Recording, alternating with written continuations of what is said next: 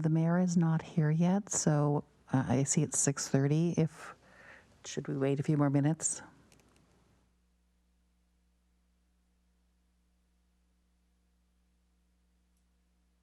I have a few minutes. My time tonight is going to be limited. I'm happy to start us off if need be. Okay, one moment, I'll start the webinar.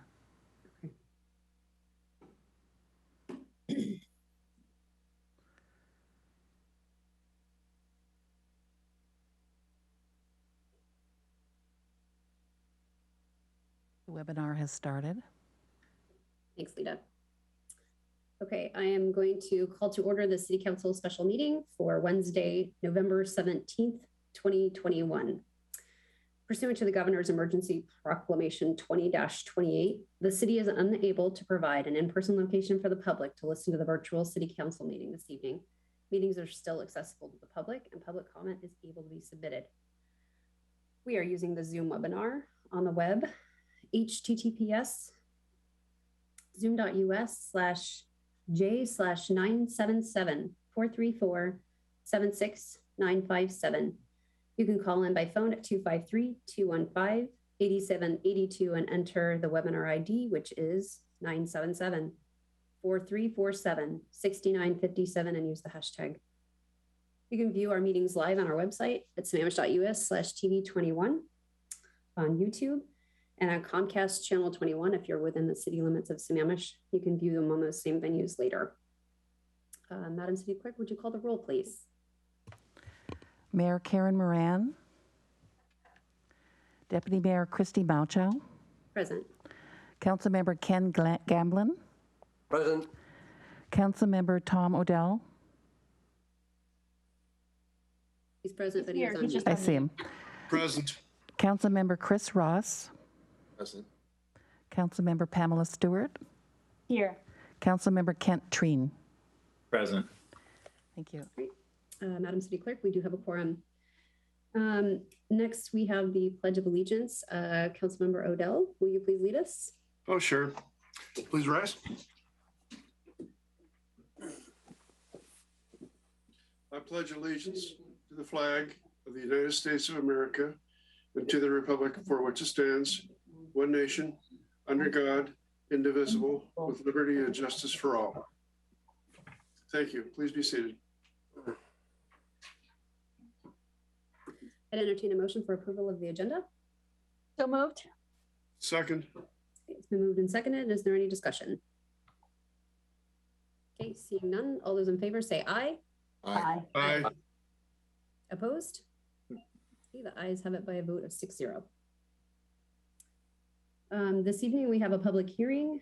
This is the Balanced Land Use and Mobility Analysis, Environmental Impact Statement, and presentation on the EIS Preferred Alternative. I see our Deputy City Manager is on. I will turn it over to our Deputy City Manager. Thank you, Deputy Mayor. Scott McCall, Deputy City Manager. Tonight we're going to have our Bluma EIS team present for the public hearing. And so I'm going to turn it over to, I thought I saw Doug McIntyre on here, so hopefully he is connected in and can start us off.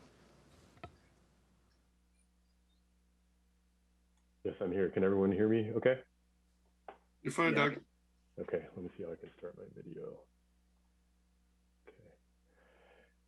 Good evening, Mayor, Mayor Moran, Deputy Mayor Mauchow, and members of the council. Doug McIntyre here, Department of Public Works. And I'm actually going to hand it over to Jeff for a quick introduction. So I'll go on mute real quick. Jeff, go ahead. Thank you, Doug. This is Jeff Alakish, Public Works Director. The purpose of tonight's public hearing is to receive additional public comment on the Bluma EIS. The focus of the EIS has been to determine the potential environmental impacts of implementing a new volume over capacity level of service standard. The VOC LOS standard is primarily focused on driver experience in the segments and corridors of the city's transportation network. VOC mitigation tends to deal with adding additional lanes, travel lanes to the network in order to address the existing deficiencies and plan future growth. Our speakers, presenters, And Q&A responders may include, but not be limited to, myself, Jeff Ellikish, Public Works Director, Doug McIntyre, Senior Transportation Planning Manager, Lindsay Oswald, Long Range Planning Program Manager, David Pyle, Community Development Director, Kelly Hildy, Deputy Community Development Director, Lisa Gruder, Principal at Burke Consulting Inc., and Victor Sailman, Principal at Transportation Solutions Inc., and Lisa Marshall, our City Attorney. Next slide, and I'll turn it over to Lindsay Oswald to continue the presentation. Lindsay? Thank you, Jeff. Good evening, Honorable Mayor and Council. Again, Lindsay Oswald, Department of Community Development Services Project Manager. This evening, we're focusing on the Bluma EIS. The way we see this progressing is I will go through just a couple of short slides, some that you've seen previously, so I won't go into detail, but just to set the stage for background. And then I will turn it back over to the mayor to conduct the public hearing.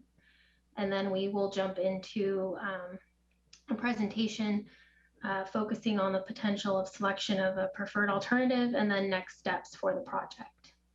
Pardon me. Next slide, please, Doug.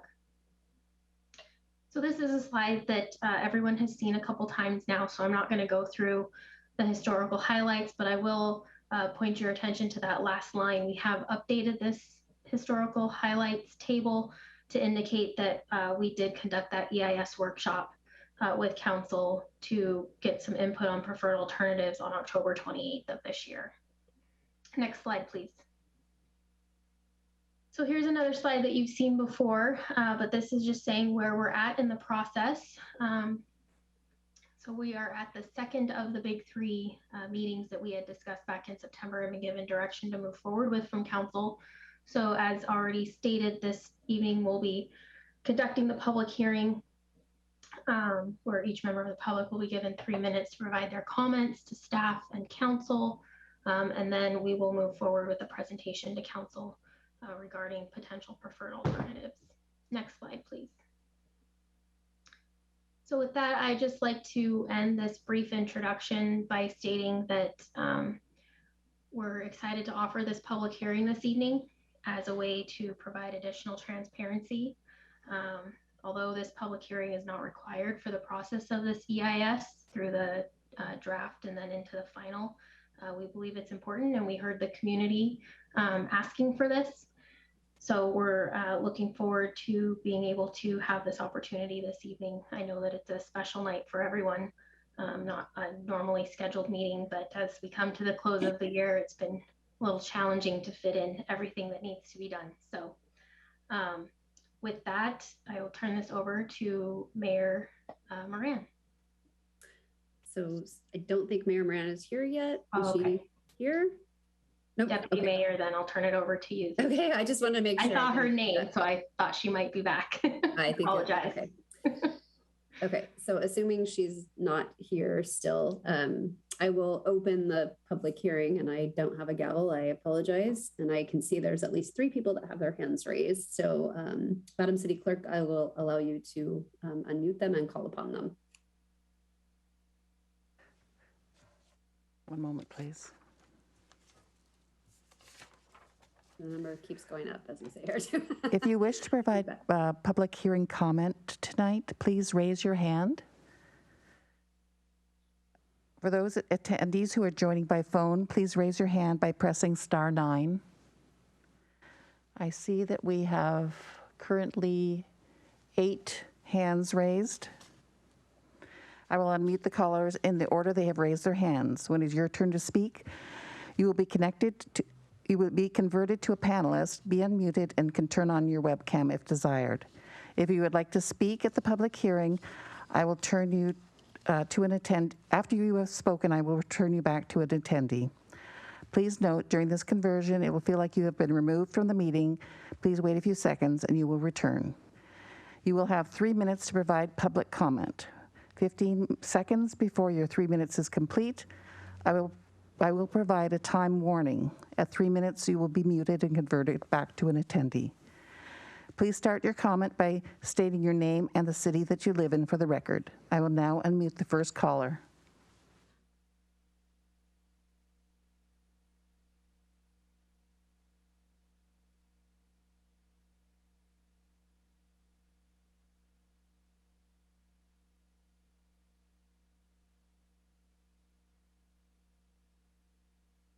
Don Jarend?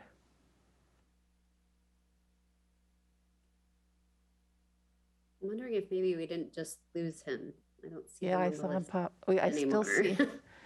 Maybe if we could lower the PowerPoint for a second, we can Okay, am have I everybody. unmuted now? Oh, there he is. Okay. Thank you. Okay, Don Jaron, City of Sammamish. Thank you for holding the public hearing on the Bluma EIS. Clearly, it's necessary to inject some reality into this journey into a financial black hole. That is where huge monies are spent and nothing comes out in the way of benefits. Alternative number one estimates expenditures of 6.2 to 8.2 million. This is very reasonable, and there are intersections in need of improvement along with some roadways. Alternatives number 2, 3, and 4 have estimated costs ranging from $159 million to $387 million, and that's not including right-of-way costs. We might be talking about $500 million or more to possibly save a few minutes of travel time for a small portion of the day. Clearly, the only reasonable alternative to best benefit the citizens of Sammamish is alternative number one, the no action alternative. That plus working with the school districts to alleviate school time congestion and working with the county, the state, and the city of Redmond on the choke points outside the Sammamish would make more sense than jury rigging the concurrency ordinance. I appeal to common sense and reason to triumph over the narrow focused obsession with stopping the completion of the town center at all costs. Already all costs translate into at least 12% increase in municipal property tax over the current 2 years, large increases in fees and permits, and legal fees totally beyond reality. The mantra of this council majority over the last 2 elections has been to stop out-of-town developers from possibly making a profit on the very risky business of new development. This is while the majority of the council now reside in homes built by out-of-town developers. Since my family moved into this area, now called the City of Sammamish, in 1979, we did not, by the way, argue against your homes being built and welcomed you into the community. Let's pass the goodwill forward by working towards a housing balance in Sammamish with a variety of housing to allow people of all demographic and economic levels to thrive and gather in Sammamish. Rather than the financial black hole, please support viable financial integrity for the city by enhanced revenues from the huge increase in valuation from a built-out town center. 15 seconds. Enhanced sales tax and REIT revenues. Thank you very much, and I hope common sense prevails. Thank you. Thank you, Mr. Jarend. I will now unmute the second caller.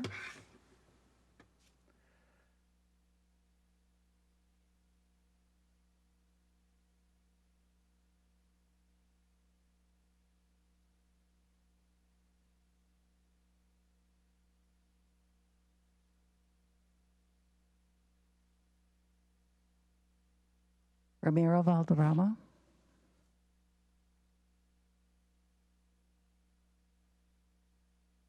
Ramiro, you're muted. Sorry. I am former Deputy Mayor Ramiro Valderrama and appreciate the council finally asked to get citizens' input into this confused process.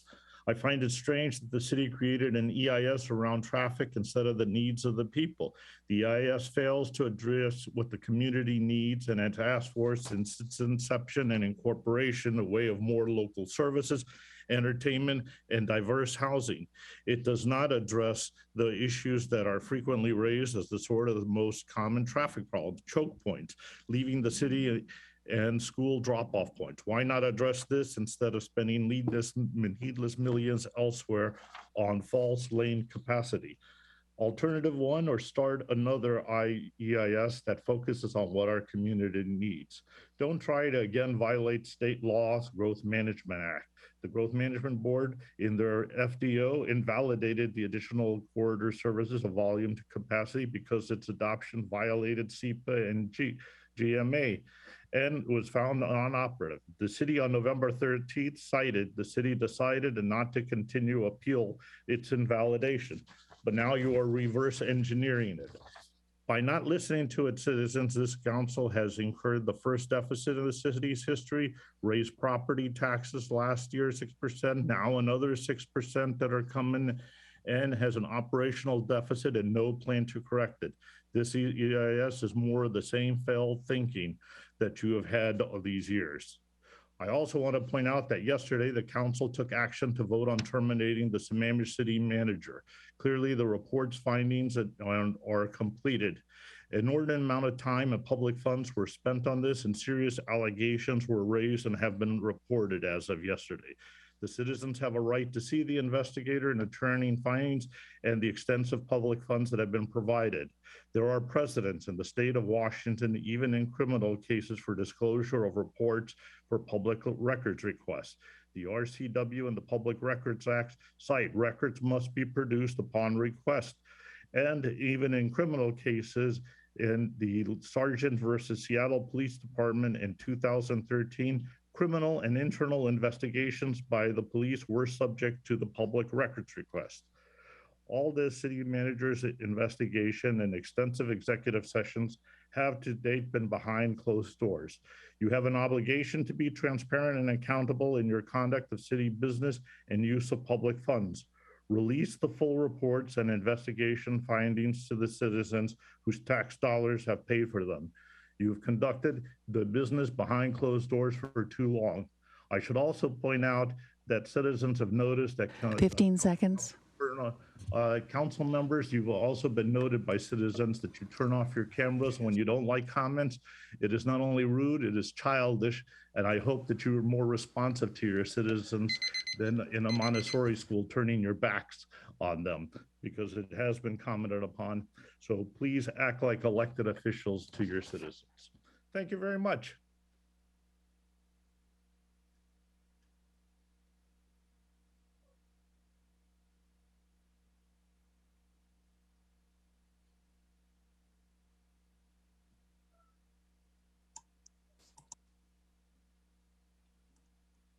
Carrie Bosworth. Hello, Carrie Bosworth, Sammamish residents. Hello, City Council, staff, and fellow members of the public. I appreciate the detailed analysis in the Bluma EIS study. However, the study's objective is singular. Change our concurrency level of service for traffic. That's it. We're checking a box because when we tried to incorporate a measurement not present in our comprehensive plan, we got called out on it. Now we are going through the motions to get it done, and it's taking a really long time to do it. Which alternative do I think the council should choose? Alternative one seems like a non-starter for this council. It would be counter to said objective. I'm not against road and intersection improvements or adding sidewalks and bike lanes, but I have no confidence that we have the will or the budget to do the projects listed in any alternative. Let me use the October 5th City Council meeting as just one example. It was an update on the Lewis-Thompson Tight Line project. When asked if there were questions, the response was, oh yeah, but then only 4 council members spoke. Even with the $3 million in outside funding, there was much scrutiny at cost. Allow me to paraphrase one council member. If it was easy, it would have already been done. Then they went on to describe the steep slope, potential for landslides, and listed all the project benefits, but continued, well, with that being said, I started to look at the costs. Is there a better way? I have caution and concern with the price tag that's being presented here. We might want to, and I'm not saying we should, pause this completely, but I bring this up to demonstrate my concern about projects. The Lewis-Thompson, as presented, would last from 2019 to 2024, which is long, but once complete would improve the safety and lives of residents. I'd say tax dollars and time well spent. That presentation was given to staff at 10 p.m. after a 3-hour executive session. Please spend less time in executive session and more time on projects that have tangible benefits to the city. We seem averse to doing things now because they may get torn out by future projects, of which those may never happen. This council can be decisive. We saw that this year when we shut down a portion of East Lake Sammamish Parkway to do a project. It was painful, but we did it and now it's done. Which brings me back to the EIS Bluma. The council wants to change our concurrency level of service to traffic to volume over capacity. And by picking alternative 2, 3, or 4, it will be incorporated. If someone was willing to concede on that for a return in road projects, they'd have to do so with the 15 seconds. That the change in LOS might be all we ever get. Thank you. Thank you, Ms. Bosworth. And I apologize to the public as well as the council. I somehow got demoted and was no longer a panelist. I was an attendee, so I couldn't say anything. So I apologize. So to Mr. Valderrama for his comments, thank you. And you can always put in a public records request.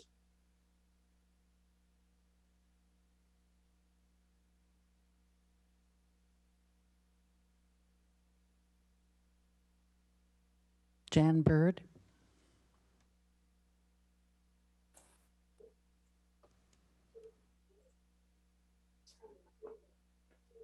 Good evening. This is Jan Bird from Sammamish, Washington. And regarding the Bluma, I think going forward with this is putting the cart before the horse. By changing the concurrency to make it harder to develop, that changes land use and how housing and businesses can be created and so much more. We are doing the right thing by engaging the public visioning for the 2024 comprehensive plan. That should be the starting point. Next, using that information and other information obtained by staff, we should then come up with the internal housing needs and wants over a person's life cycle. The next step would be to determine what's the build-out capacity for single-family homes based on our zoning and regulations. And finally, we need to get resident input, weighing the pros and cons of 40 or more consequences of land use that Paul Stickney has nicely put together in this document, Petition for Civic Redirection, which you've already received. This includes issues such as what's the impact on stormwater, what about optional housing choices through life, methods to lower car trips, walkability, local conveniences and services, accessibility, like for ADA, et cetera. So I agree with Paul Stickney. We need to redirect the EIS to modestly remedy the years of housing misdevelopment, which produce only large single-family homes.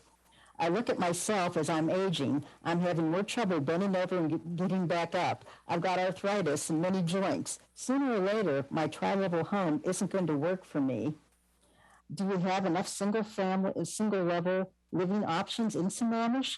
What if I need extra assistance down the road? Is anyone even asking the question of what we have versus what we might need for older adults? I don't think we are.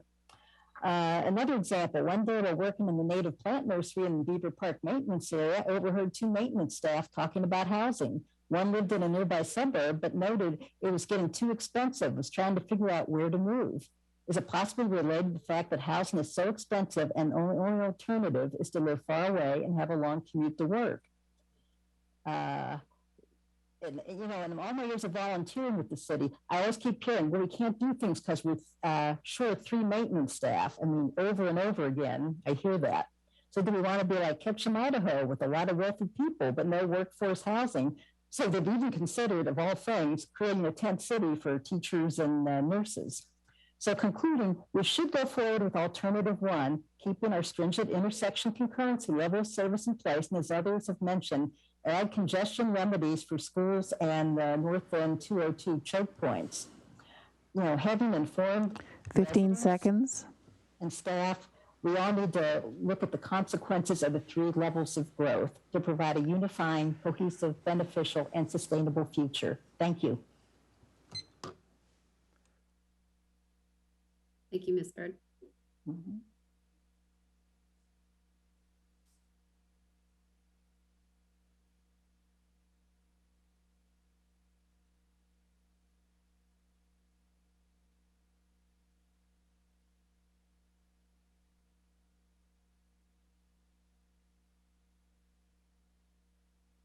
Paul Stickney.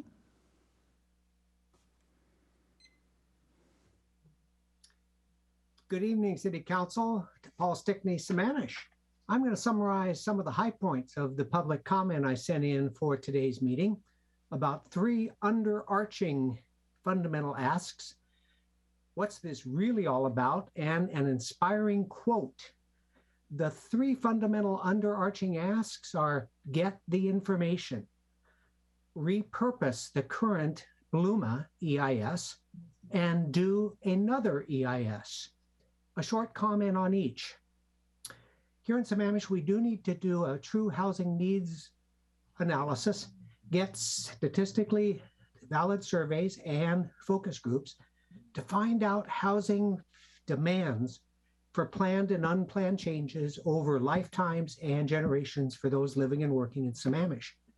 About the EIS, I think alternative 1, but adding to it to deal with choke points on Highway 202 at Sahalee and East Lake Sammamish Parkway, and to deal with school pickup and drop off. Over the years, those are the main things I hear about, and that's what I feel would really improve congestion issues and driver experience.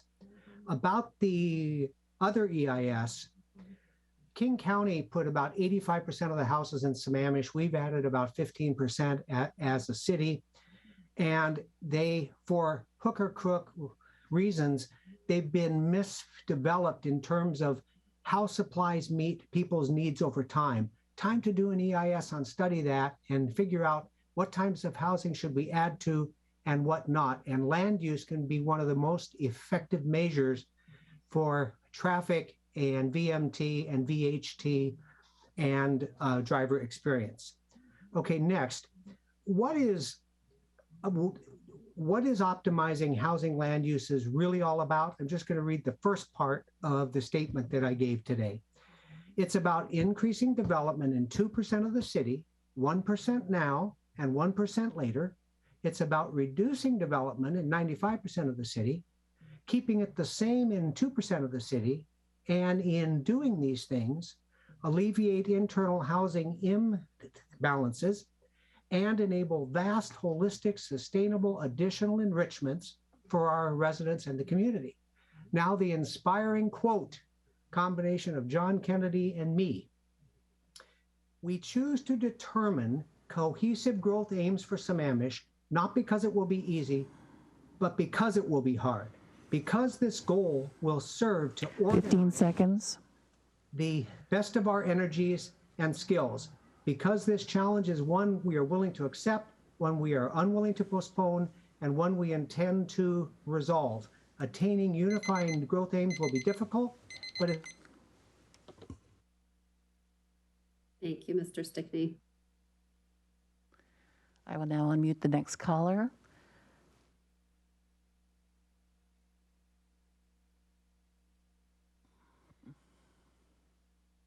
Hi, this is Mary Witter from Sammamish. Thank you, City Council and City staff for having this public hearing. I hope that you will indeed consider the public input. Of the city's 4 offered alternatives, in a recent meeting, even the City Council members had expressed that perhaps none of the 4 alternatives will work, and that's without even glancing at the cost, which the city really can't afford anyway. I see that what staff included were some of the ideas also discussed at another meeting is to reduce driving speed. Speed limit would improve, lower speed limit would improve safety throughout and even cost less for the design of roads. To use more roundabouts, while roundabouts do take more land area and maybe more to implement and cost, they achieve better throughput any time of day. Do some public education on driving, the flashing yellow arrow, where do people turn, how to turn using blinkers and indicators, getting off your phone, staying hands-free, and maybe even ticket for it. And also for queuing, know how to move over, move ahead when you can, and turning from the nearest lane and into the nearest lane rather than using the full width of the road just to join in. And staggering of school times, especially the start times, but look at the areas and times where clogs and congestion occurs. All of these are good and essential, and perhaps even more importantly, what staff classifies as mitigation measures, and they could be done regardless of any of these 4 alternatives offered or others. What if school times were well communicated through the bus schedules and routes being driven known so that folks who are commuting could quickly learn and avoid those times? What if bell times are planned together and staggered? What if walkable paths to school were prioritized and actually created? Even the siblings and parents could get exercise, ensuring kids arrive on time and safely at school before and after school activities too. The city of Sammamish has not really spent hardly any time on money or finding or making walkable routes to school, which are needed, especially for grades 6 through 8 at Inglewood Middle School, which used to be Inglewood Junior High, grades 7 through 9. Alternatives in 1 and 3 appear to be less costly if you look at the charts, but really we and the city cannot afford to try to build multi-lane roads and to try to have the capacity that will carry the very highest peak loads. It will only take us to clogs outside the city or doing high access times during school pickup and drop off. Alternative 3 does actually mention a 15% reduction in peak hour traffic demand, but it doesn't really say how. It just says incorporating land use measures. So really it's not very clear. I vividly recall Victor Salmon at the podium pre-COVID before the pandemic saying, reduce the speed limit for higher throughput and also off-peak shifting by only a small percentage 15 seconds. 15% will really help in reducing traffic travel times and driver experience. I learned a long time ago not to even go near City Hall about that half hour that Skyline High School gets out. Anyway, Sammamish shouldn't be a bedroom community where everybody... Sorry. Thank you, Ms. Victor. I will now unmute the next caller.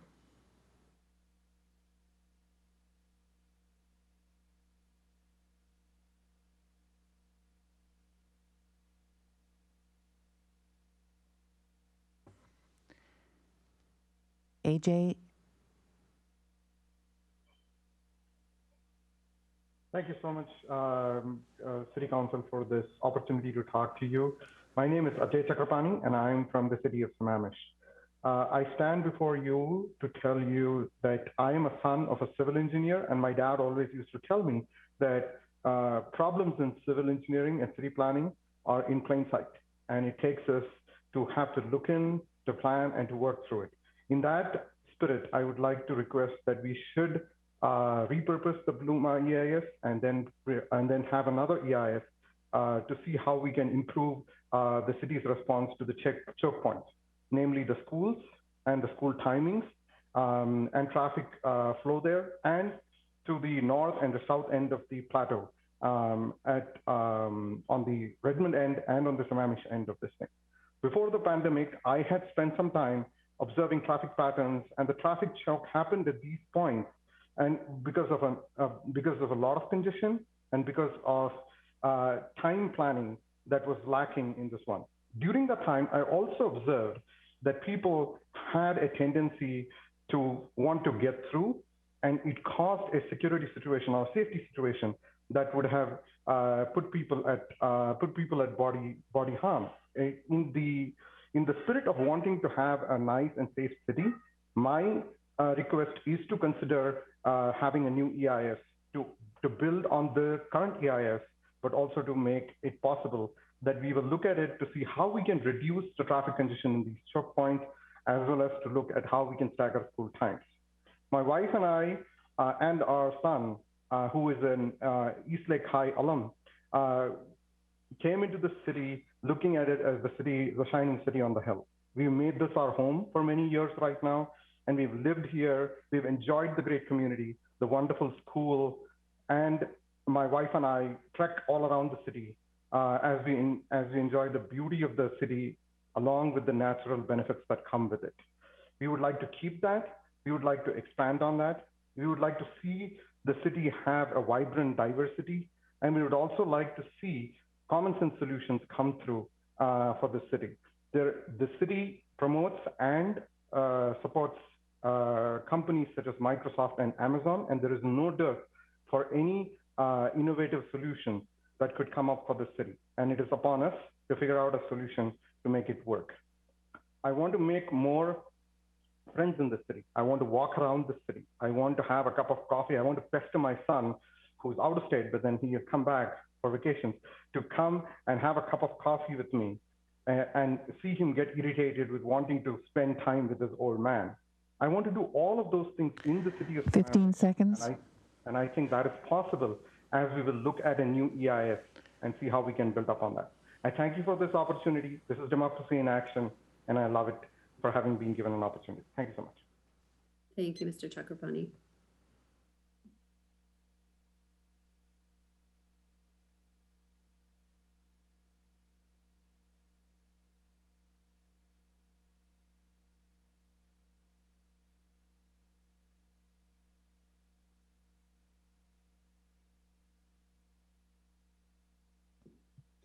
James Easton, Sammamish, Washington. This is the first time I have seen the cost of this. I don't know if I missed it before, but that totally changed my public comment for tonight. Looking at these costs, I think, wow, why didn't we have these when we scoped this thing, you know, come up with an option between this amount and that amount and maybe 50 to 100 million, 100, 150 million. But I look at this thing and I'm alarmed at the cost of what it's going to take to do these options and how little we get. Especially when, as a nation, we're putting $1.3 trillion into infrastructure and supply and demand. The demand for infrastructure projects right now is going to go through the roof. And the supply will not be able to ramp up that quickly. And we saw in Fall City, Issaquah Road, we saw in Snake Hill Road, these lows will go out the window and the highs will become lows. Sound Transit had comfortable budgets that they just blew through. And are not even close to what the projects are actually going to cost. And these numbers here are alarming, and without the right-of-way numbers for, let's see, option 2, we get 4 miles, option 3, we get 3 miles, and option 4, we get 7 miles of improved roadway. And that doesn't even get us outside our choke points. So I was going to rail on option 4 again, just because I think some of the numbers are egregious, mainly the assuming that East Lake Sammamish Parkway is going to go down by 400 vehicles. When in our legislative priorities, we have the removal of the stoplight on the 202 turning right onto East Lake Sammamish Parkway, which will actually add vehicles. So if you guys are going to talk about the options, I'd love to get an answer on that, why we are projecting that those are going down. I think that would be way more egregious than table T8, and that some of the errors made in past discussion going from AM to PM and being off by that many vehicles and modeling that incorrectly to me is very bothersome. But that really doesn't get beyond this cost issue, because you look at those numbers and you know where those are going and what you're getting. You're not even getting both roads. You're only getting one or the other as far as a parkway or Sahali Way, and you're not getting outside of town. So I too would like to see some additional options. I'd like to see an out of the box option, something that maybe is so crazy that might just work. I'd like to see a hybrid option, you know, maybe between 10 million and 150 million, or 10 and 175 million. That'd be much more 15 seconds than what's in there now. So I encourage you to ask the question so we don't repeat the past 15 years and get this thing on the right track. Thank you. Thank you, Mr. Eastman. I will now unmute the next caller.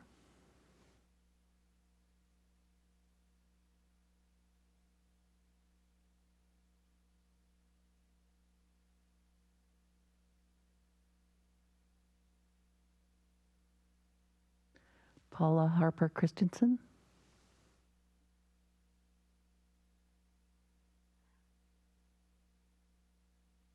Hi, good evening. I'm Paula Harper Christensen. I have lived in Sammamish for 35 years, moved here when it was still in the country. And I'd like to comment on the draft, the EIS study, and the BLUMA.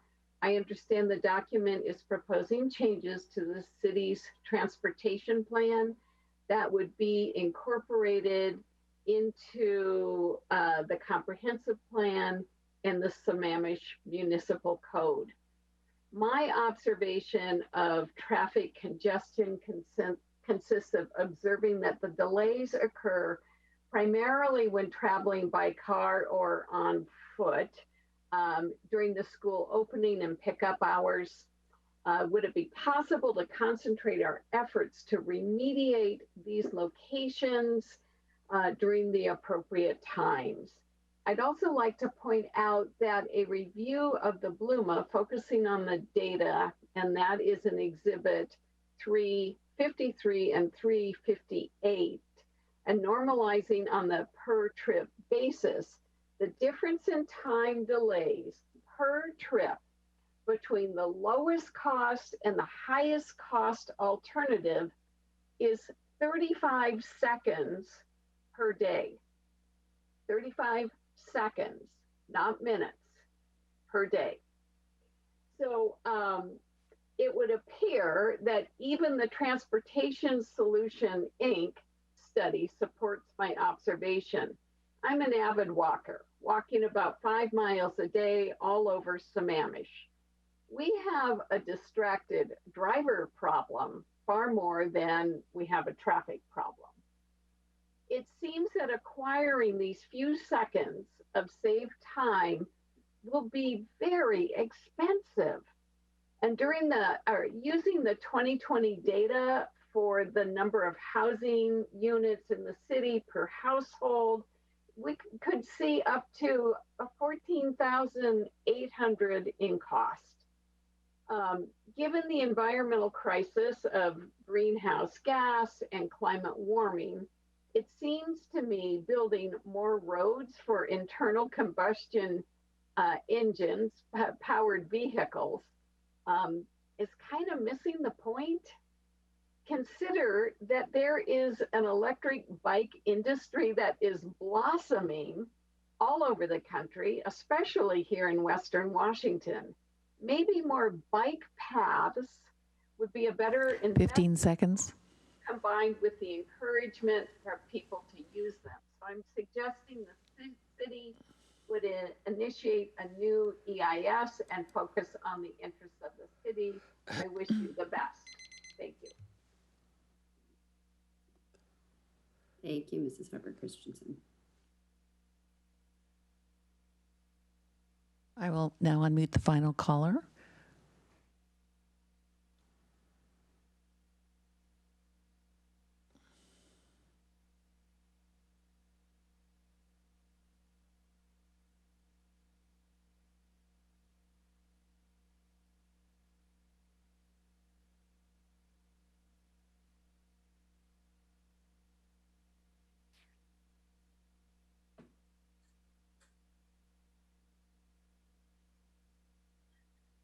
Can you hear me?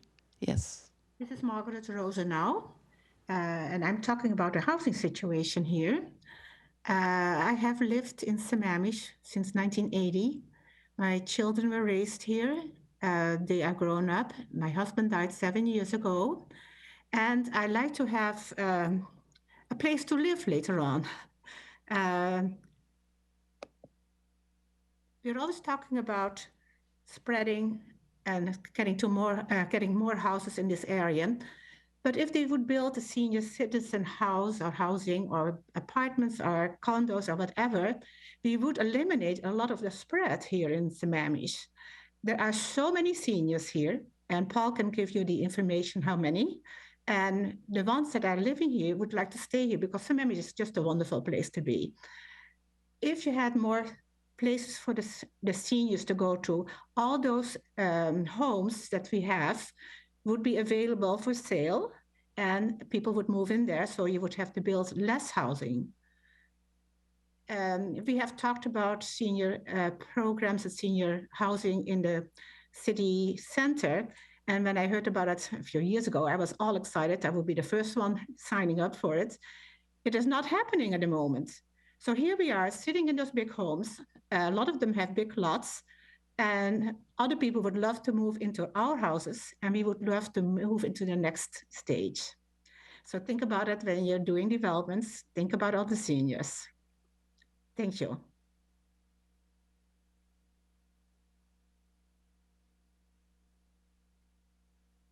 I don't see any more raised hands unless somebody else would like to speak. I'll turn it back to the mayor, deputy mayor. Thank you, and thanks to Ms. Rosa now. Is the mayor on? Just checking before we continue on. Okay. All right, so I'm going to close the public hearing and I will turn it over to council.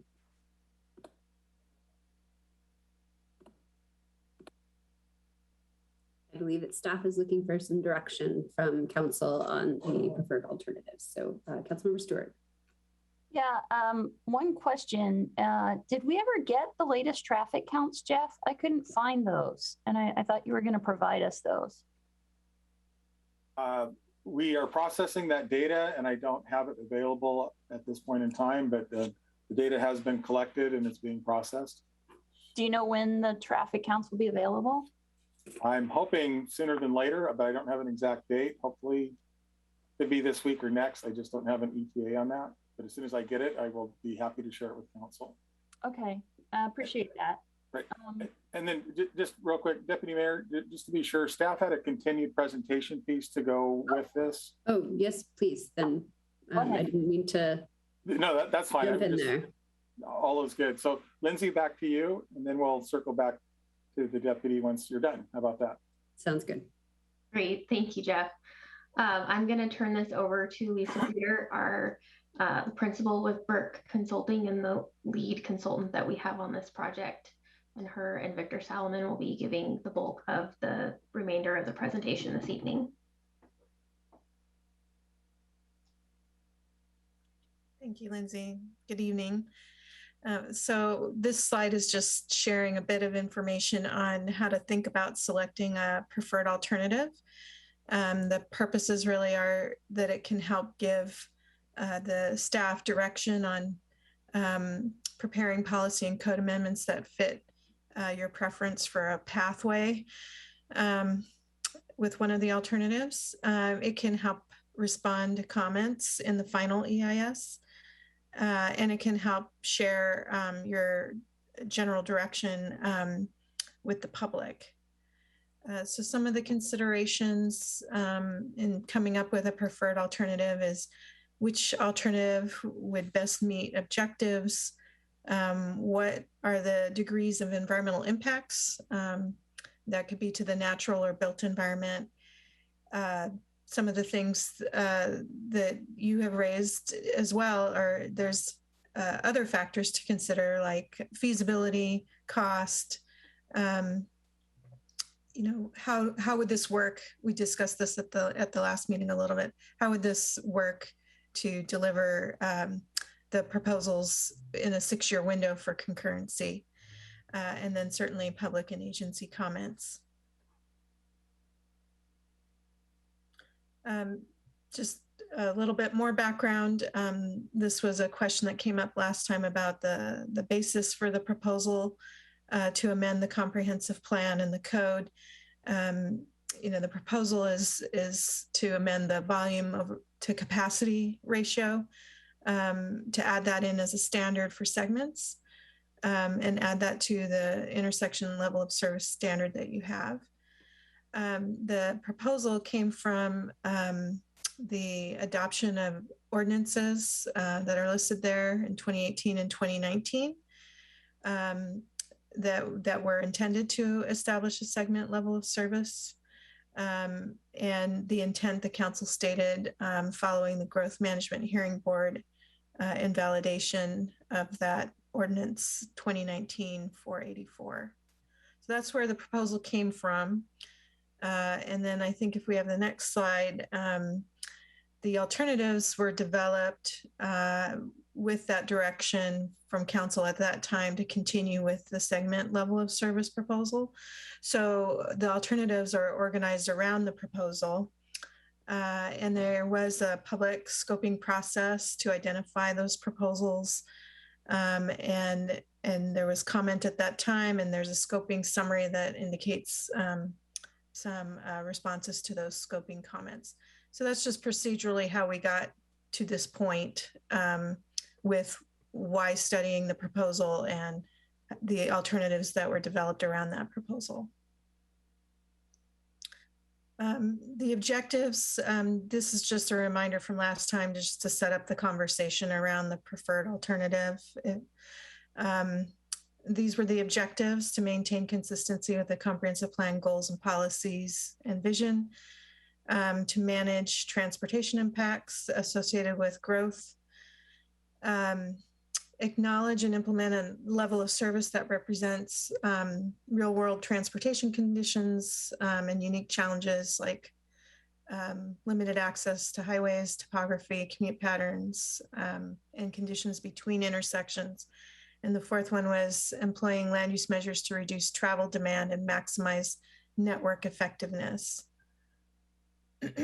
We have 4 alternatives, and we'll be going through each one of those with a single slide on each. But again, just alternative 1 is no action, which means keep the current level of service standards and concurrency program in effect. Alternative 2 was to establish a level of service for both intersections and the corridors. And then 3 and 4 are like alternative 2, but they look at reducing peak hour travel demand by 15%, and considering some land use measures that are in your housing policies already around small unit types. Alternative 4 is the same land use measures and the same segment level of service, but it would maximize the implementation of your street standards so that your principal arterials are designed according to your standard and your other arterials meet their standards. So we'll just breeze through these maps that you've seen before, same information about the alternatives, but visualizing what the effect of that alternative 1, no action is. It's the intersection LOS, and there's 3 locations that would need some improvement to meet your current standards. And then alternative 2, again, is a segment level of service, volume to capacity ratio, as well as the intersection level of service, but no changes to assumptions around trip, land use and trips. So the segments you see there, in addition to the same 3 locations for intersections, would need to be improved. And then alternative 3, you'll see a bit less improvements are needed on the segment level of service, but similar locations due to the assumed reduction in peak hour trips and the unit type adjustments.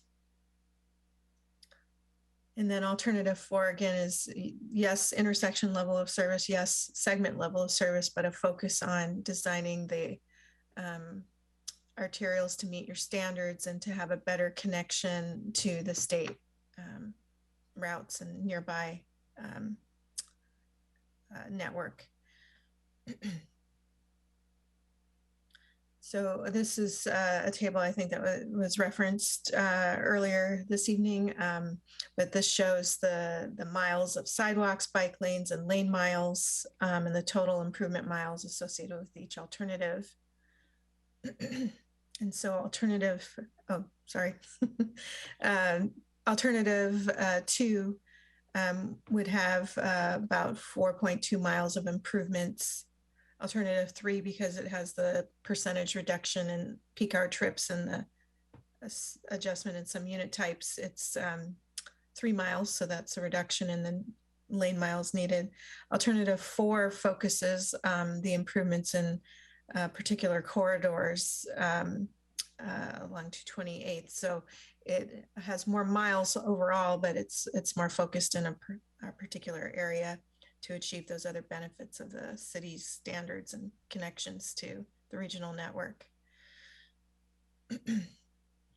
So the alternatives were meant to be bookends to test, how the city could go about adding a volume to capacity level of service for segments. And so they're meant to bookend different options. They're broad. You can add additional mitigation measures to be applied to a preferred alternative without necessarily having to create a separate alternative. So some of that came up last time in terms of working with the schools to have alternative start times or design speeds and things like that. So that's this on the left-hand side of this slide, we're sort of noting some things that we heard come up at the last meeting. So these strategies could be paired up with the alternatives I just described, because it might mean that you can take a closer look at cost benefit of the different improvements, avoid some of the natural environment impacts and improve compatibility, with housing. And you might still need an improvement on a segment, but maybe it doesn't need to be the same width of an improvement. So it would have less impacts on buffers and compatibility with homes. So these concepts, they may not fully replace an alternative, but they can improve an alternative, shape it. So, one thought is these strategies could be added to any of the alternatives. And, you could give staff a direction to develop a policy and updated road standards that allow achievement of intersection and segment level of service with a more efficient set of road improvements to avoid environmental impacts and reduce unnecessary costs. That's just an example of how that could work. Maybe go back one more time, just briefly. Depending on the combination of features or the things that you may want the staff to test, it may be that additional modeling is required to bring back answers that you may request. All right, thank you. We can go to the next one. So here are some directions that you could go. You could identify a preferred alternative based on the specific ones that were studied in the draft supplemental. That could include no action. It could include alternatives 2, 3, or 4. You could pick an alternative under option 1 and add to it the strategies I was just describing, like traffic demand management or design policy type direction. And then option 3 is you could develop a hybrid if there's some elements that are attractive in a couple of the options, but you wanted to combine them and see what the effects are to address some of your concerns. And then option 4 is to not select a preferred alternative. You're not required to select one for the final EIS. It has the benefits of giving staff direction and the public a sense of where you're headed, but it is not required. We can complete a final EIS responding to the comments and finalizing the information, but you do not necessarily need to pick a preferred alternative. Lisa, I'd like to just jump in here real quick. Yeah. Good evening, everyone. This is Doug McIntyre again. We just wanted to emphasize that it is important to get direction from council tonight so that we can come back on the 14th of December with a resolution for council to consider for approval, stating either the preferred alternative or one of these other options here. So that would be the goal tonight, is to get some firm guidance from council. And Lisa, I'll just go ahead and take it across the finish line from here. Sure. So just our next steps, just a couple of notes here for council. Again, you've seen this slide a few times now, but the next thing that we are planning to do is come back to council on December 14th, which is a special meeting of the council. It was a converted study session, and provide council with a draft resolution for consideration, and that would be stating whatever input we get from council tonight. So that would be the goal for about a month from now. Again, just so everyone's aware, and particularly those in the public, this is how to obtain information. The documents are all on our project webpage at Connect Sammamish. That is at connect.sammamish.us/EIS. Everything is there, including public comments and notices, as well as the documents. And then we'll open it up to question and answer from the council. We wanted to just leave it on this slide for council to refer back to. And our Public Works Director, Jeff Ellikish, is going to be leading the Q&A session. So thank you for your attention.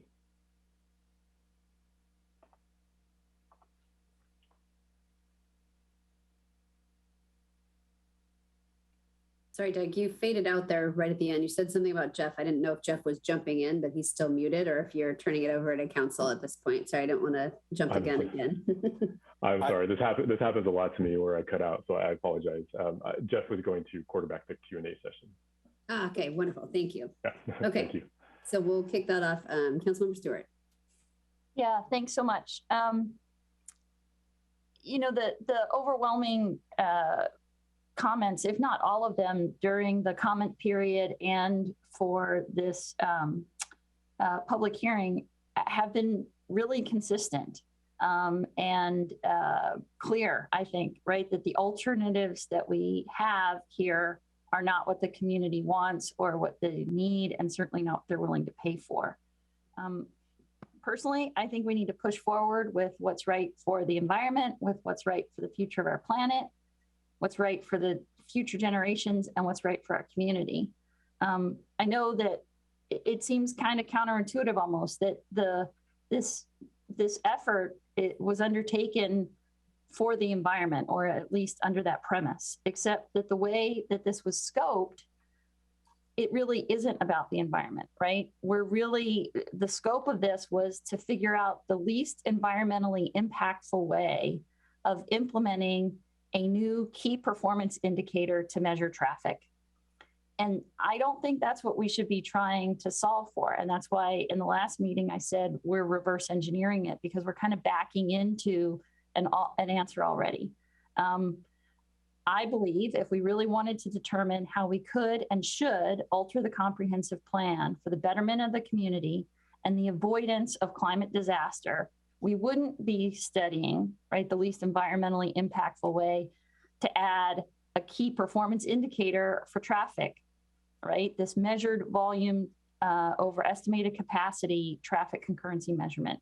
And as the Director of Public Works stated, VOC by its very nature leads to more lanes, right? And that this means that if we add we're essentially, again, kind of predetermining that that's what this is going to do. And I don't think that's what we really want, right? I think that the goal is, again, to figure out how do we accomplish what the community needs and wants in the least environmentally impactful way. And so I think if we really want to do this right, then we need to do an environmental impact study on how we first and foremost meet the needs of our residents. Second, comply with the laws like the Growth Management Act and the King County countywide planning policies. And third, how do we be good neighbors and world citizens and see what, if anything, we can do to help meet the regional needs for attainable housing for diverse income levels. And if we asked how we can meet these needs in the most environmentally sustainable and least environmentally impactful way, then we would be doing what's right for the community, future generations, and the planet. Instead of asking how can we implement a new traffic measure in the least environmentally impactful way, let's get alternatives, right? And I gotta be honest, the alternatives in this study are frightening, right? They're suggesting 5-lane roads along our lake and our tree-laden city entrances that will cost hundreds of millions of dollars, all while having, in my opinion, tremendous negative impacts on the environment. There's no alternative that studied how we can get current residents where they need to go without their cars. It didn't investigate how we could get Sammamish residents quickly, conveniently, and sustainably to the light rail, which is going to be just outside our city limits, right at Marymore. It didn't explore things like a shuttle system, right? That would be incredibly cost effective. It would reduce car trips. It would reduce household expenses. It would increase our mobility. It didn't explore what limiting parking in mixed use developments and offering such shuttles could do to decrease greenhouse gas emissions and improve affordability, all while reducing car trips and lessening our impacts on the environment. Not to mention offering our youth some much needed places to go eat, recreate, and hang out without having to leave the safety and convenience of our community. Even our traffic consultant, Witter, said it best. If you build more lanes, you will attract more traffic. And the single best way to reduce car trips per household is based on land use and the types of housing that we build. So with so many people in Sammamish switching to working from home these last 20 months, more people have options. So a lot of people are going to be working from home several days a week. They also have options where they can work from home in the mornings, for instance, and go into work later, which means that people may actually look at having more spread. And even Victor has in the past told us that as well, that more spread is better because we're going to utilize the transportation system more efficiently, right? It's better if our quote unquote rush hour is 3 hours long, so that instead of having these giant peaks for a really intense short period of time, we spread it out. We'll get better use out of the facilities and the infrastructure that we build. And that seems like it's going to be more feasible now, right? If and when I ever go back to the office, I'll probably do that because I can take my East Coast and my Europe meetings in the morning from home and then get ready and go into the office later. And I think you're going to see a lot more of that. If we build more single family homes with multi-car garages and driveways and more room to park on the streets, which is now required, we will attract more cars. But if we build more multifamily mixed use housing with less residential parking, we will attract fewer cars. We'll produce fewer car trips, i.e. less traffic, and we'll produce fewer kids per household in our schools. So none of the proposals in this EIS even consider, let alone plan for, any increased transit options. And we all know that if we don't plan for transit, it isn't going to just magically happen. There are many ways we can get more transit, not the least of which is to buy routes. I did speak with Representative Ramos, and there are ways for us to work with King County Metro to either implement our own shuttle system if we want to. If we have a complementary set of routes and options, we can work out agreements with Metro, and we can even work out agreements to use their facilities. For instance, the park and ride at the south end of the city that is largely empty these days. Snoqualmie Valley Transit is an example of that, where they created their own transit system and they worked it out with King County Metro. So we could do that, or we could just buy routes, right? We can sit down with them, they will help us design routes, and we can buy routes.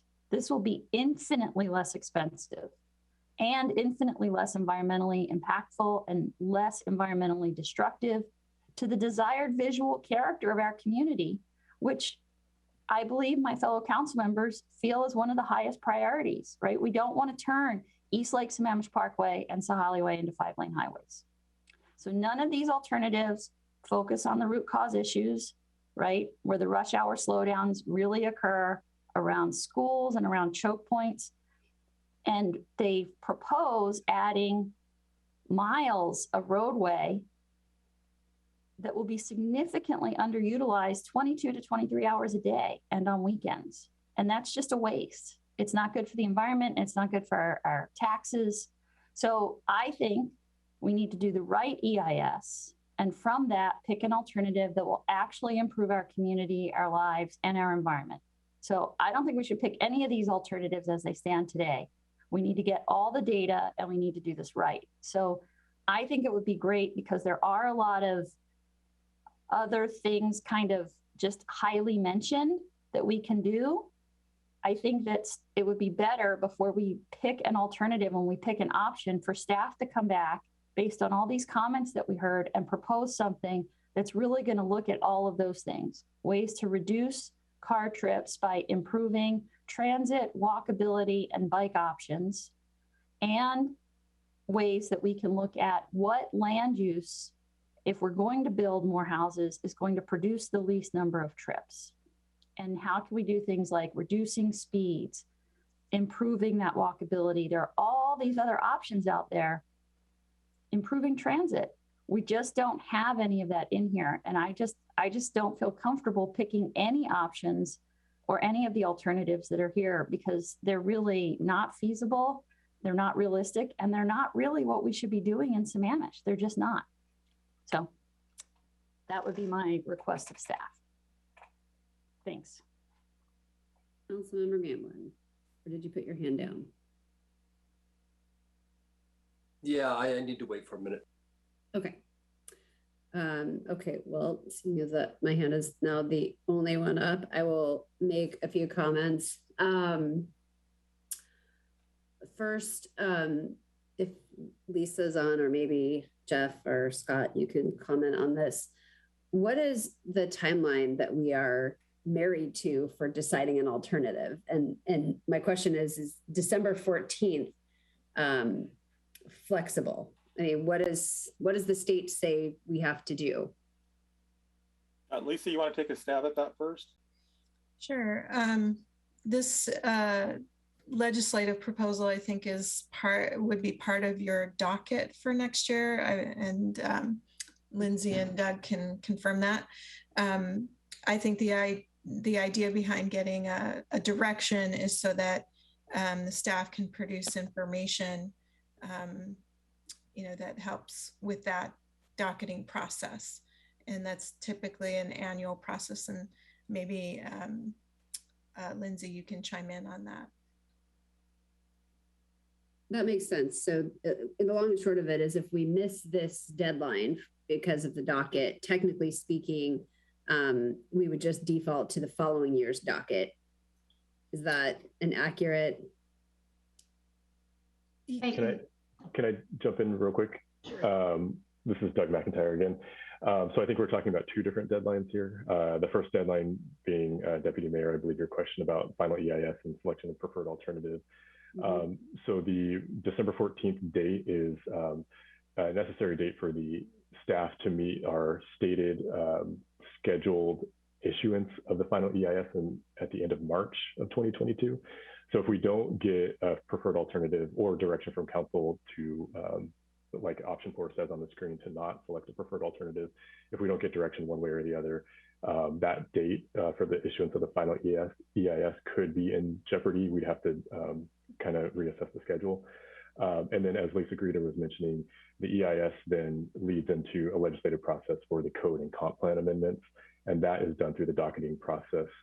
And council's going to consider setting the docket for 2022, which has a request for these code and comp plan amendments as a placeholder currently to be worked on in 2022. So if we miss the docketing for this upcoming year, that would delay us quite significantly on the code and comp plan amendments. But the direction on the preferred alternative, if we don't get direction before December 14th, it would affect the issuance of the final EIS.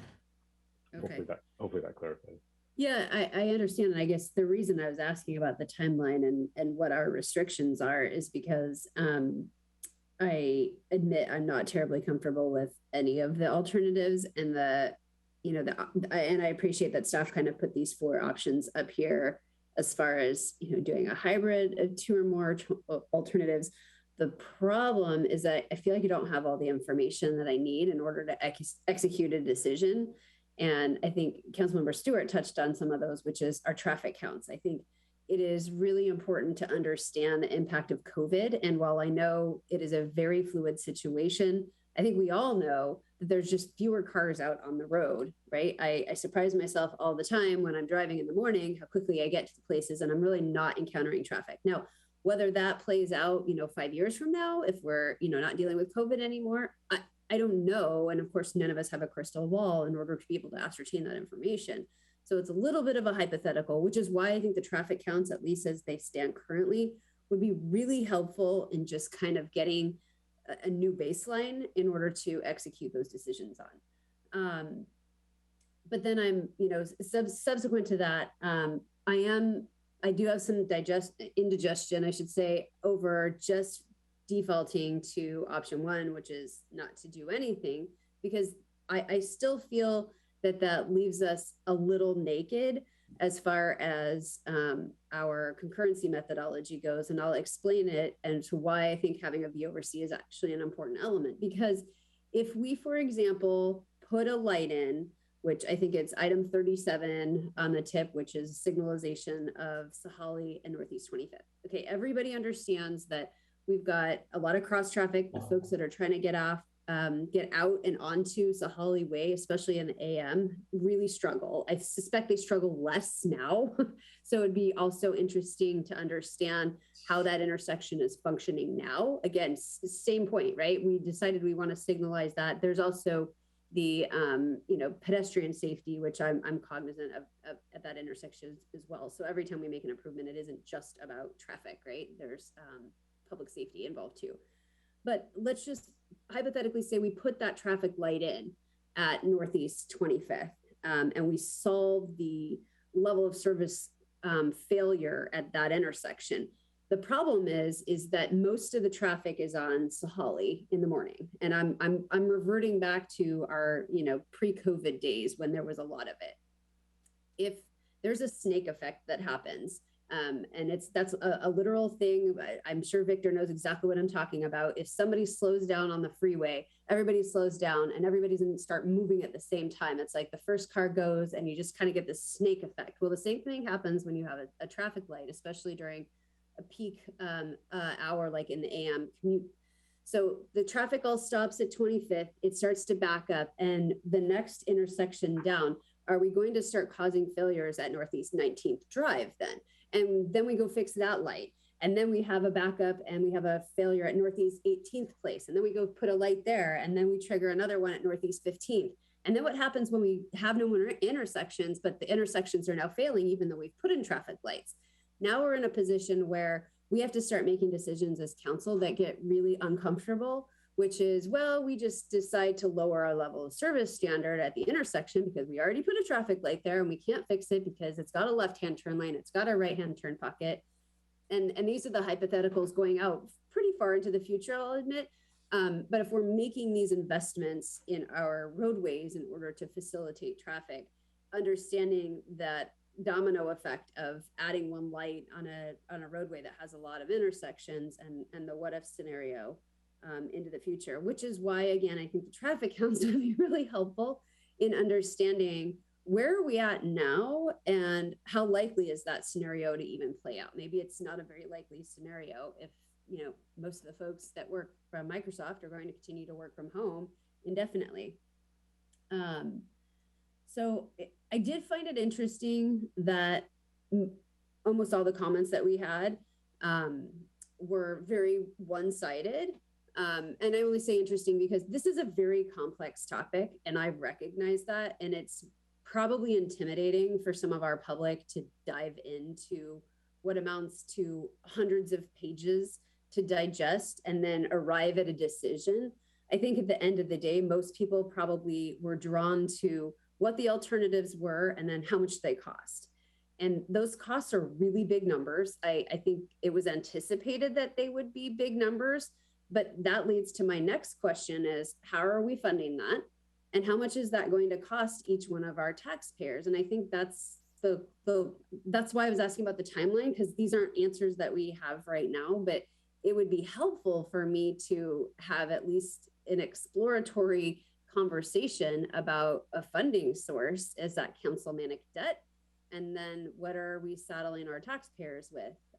I think understanding that, given the lane miles that we get, and I would agree. I don't think 5-laning Sahali is a good alternative, never mind cost effective, because there are steep hillsides there. The property values are high there. So, obtaining easements to widen the road, it goes south pretty quick. But I do think that Councilmember Stewart did bring up some ideas, and I had actually written some of those things down too, which is, given the cost of some of the other alternatives, it might be worth having an additional option if that's even feasible, and maybe that ship has sailed. But when I look at the costs of the least expensive option, and I don't have those in front of me right this second, but it's somewhere $160 million. How much Metro bus service could we buy off the top for $160 million? How many of our own shuttles could we possibly buy? Now, we've been having this debate and been begging the legislature to remove the Metro monopoly for years and have never made any headway on that. Councilmember Stewart, I know you've had some conversations, but I am not going to hang my hat on whatever one member of the legislature has to say. Like, I would want a definitive legal ruling from an attorney that says, yeah, you can go buy yourself a shuttle and run it. Maybe we can talk to King County Metro, but that's maybe one option on that. Another option might be literally just having our own shuttle system, and maybe we do agreements with Regency or whoever, TRF, whoever the agency is to, be able to pull into their lots. I'm kind of just thinking off the cuff here, but there's a lot we could probably buy for $160 million. And I'd be willing to explore a few more options before pulling the trigger on this. But I do want to go back to the point that I think we've got to have some traffic counts. I feel incapacitated to make a decision without all the information, unfortunately. And I know that's puts staff in a bind because you guys need answers, and I understand the timeline now, so I appreciate those answers. But I don't know how in good faith I can execute a decision on one of these options as a preferred alternative, given my level of information to make a decision. So anyway, that's what I've got. I'll move on. Councilmember Gamblin. Yeah, thank you, Deputy Mayor. So I'm sitting here and listening, and I've listened for a long time now on the comments and what people are saying. Quite frankly, they're the exact same comments we heard when the VOC was being debated.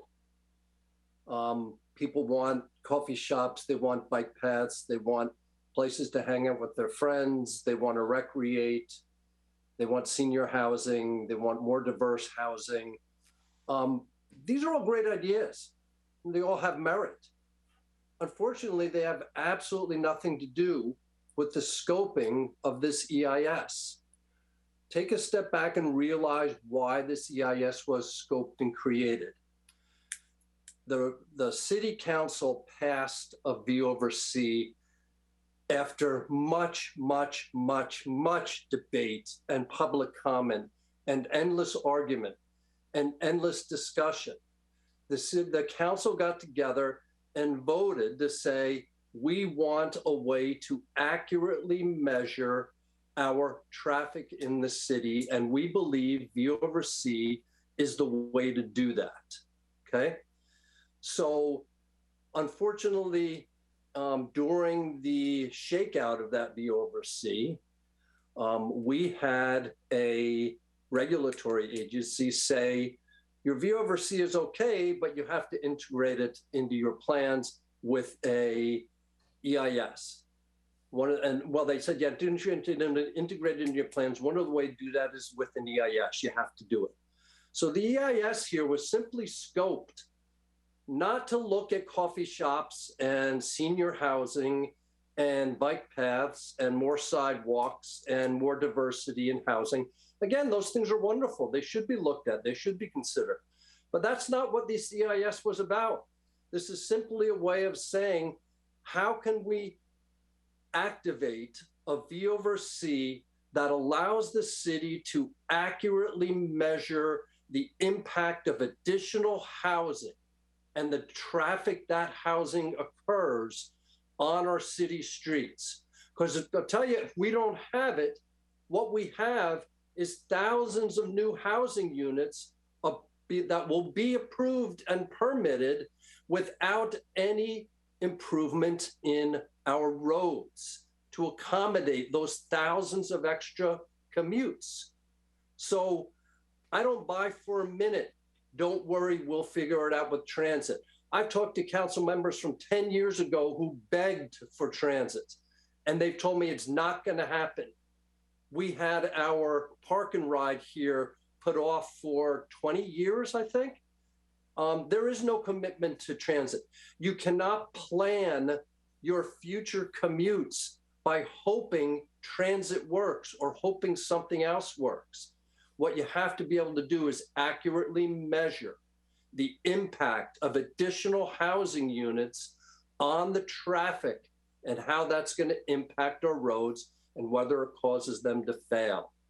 So this is why we're doing the EIS. And I honestly am very thankful. Thank everybody for commenting. Thanks for the careful thoughts.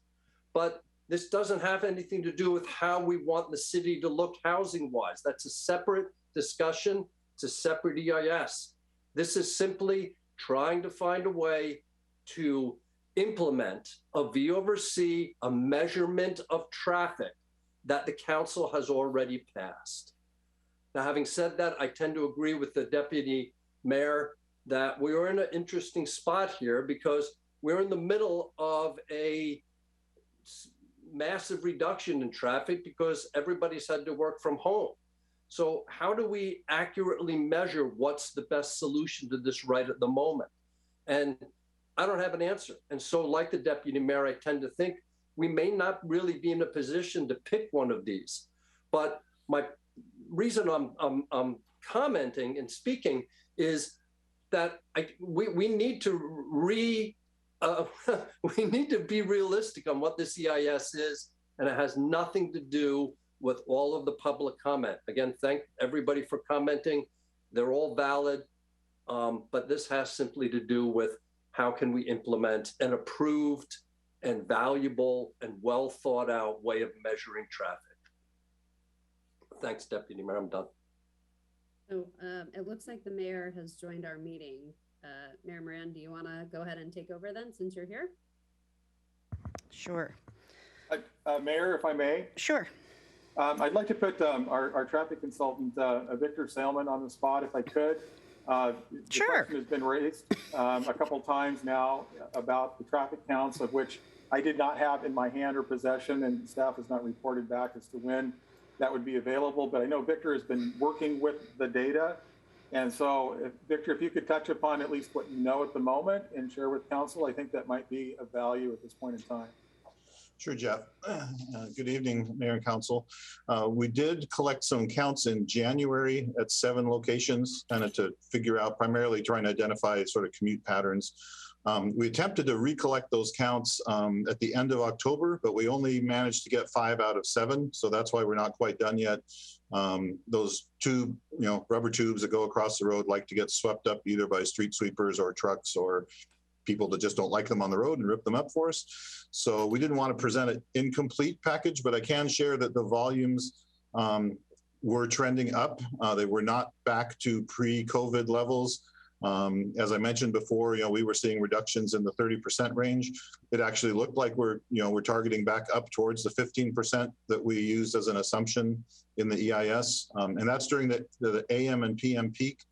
Midday was similar both in January of this year and October. So the midday travel, sort of that non-commute travel, has actually not changed very much, but that's not when our traffic problems are. Talking about that, where is the peak and how big is the peak problem? So volumes are trending up, but we have 2 locations that we want to recount so we can give you a comprehensive look at those seven locations that were done in January, so we can see how they look compared to 2019 pre-COVID, how they looked in January of this year, and then how they looked basically in October, November this year. Victor, can I ask really quick, were those traffic counts that you did get, were either of them East Lake Sammamish Parkway and or Sahali? Yes, I think, I'm trying to remember which road. I think one segment on East Lake Sammamish Parkway may not have gotten, but it might have been, yeah. So it's 5 out of 7. I'm sorry, I don't remember which 2 we didn't catch, but the 7 we looked at, where we looked at what we called the gateways. So the north end of East Lake Sammamish Parkway, the south end of East Lake Sammamish Parkway, the east end of Issaquah Falls City Road, 244th approaching 202, and Sahali Way near 202. So that's what we were looking at and trying to determine what was going on, primarily externally, because your commute trips were the ones that were most affected by COVID, although schools were as well. So that's why we wanted to redo it now to see what that combined potential back to work and back in school is looking like. So I would love to plead to get that raw data, even if it's incomplete, just for my own edification. Sorry, my dog's barking at an opportune time right now. That raw data in those 15-minute increments is really telltale as to kind of what's going on. And even if it's incomplete, I would just very, very much appreciate having it so I can take a look at it, both for comparison purposes. So both, and actually the raw data that was pre-COVID, Yeah, I can get a package together for Jeff with the raw count data for 2019, January 2021, and October 2021. I'll get what we have. That would be wonderful. Thank you. Right. Back to you, Mayor. Okay, thank you. Looks like the next council member is Councilmember Ross. Thank you. Alternative one is out of the question because we have some very, very long segments between intersections that are not measured. And so that's the purpose of implementing the V over C with this hybrid level of service. When you look at 2 through 4, they're both costly and I question the feasibility of them. For example, if you built to the public works standard, you're talking about 5-lane roads and that's a lot of potential takings, private property. We don't want to impact our PGA approved golf course in any way as well on the north end. So I'm very, very concerned about the projects incorporated in 2 through 4 for those prices. And so I guess what I would ask staff is do we have to do it to the public works standard, or is there some much lower cost alternative? And you don't have to answer now, but that's more a rhetorical question, but you could answer it at the end of this. As far as a lot of comments were on improving the traffic speed, if you will, matter of seconds. Well, it's back to not really today's congestion. It's really hard to improve our cars on the ground right now in Sammamish, but it certainly is critical to avoid significant degradation of traffic with a responsible concurrency process. And that's what the VOC is critical, and an alternative that incorporates VOC is critical as well.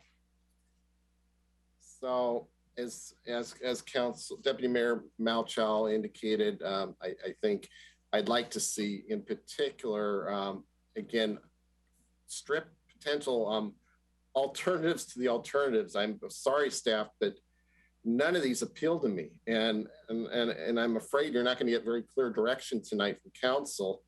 And so the only suggestion I have is, can we strip down those alternatives to make them more feasible and not destructive to private property and our other eminent domain issues? That's one of my major concerns, because that makes it much less feasible and very difficult to do on a stretch of road to get that accomplished over a matter of time and for a reasonable cost. So that's the first ask. And then is, can we strip those projects down? And then finally, I'd like to know, when we strip those costs down, maybe have adjusted figures that will work within the EIS and update of the comprehensive plan. Then what is the service cost to the city, the bond payment rate for those alternatives along? So I'd like to see a side-by-side, not only the total cost of the project, but what is the budget implication? Are we increasing our operating costs to service the debt by 5 million, 3 million, 10 million? I think those are very important considerations as well to both the decision makers and our citizens looking at this with us. So thank you. Mayor, if I may. Absolutely. Just in response to the rhetorical public works standards question, it's a very great question, Councilmember Ross. I think the challenge is what standard do we build to? And the standards are adopted by the city council. And so on a corridor by corridor basis or some other mechanism, we would need to come back and see what the options and alternatives are, and then to re-adopt standards either by a corridor basis or some segment basis. There's a fair amount of work that would go into that. And it's probably really good work. It's just that we're not there at this point in time because we've not started that kind of thing.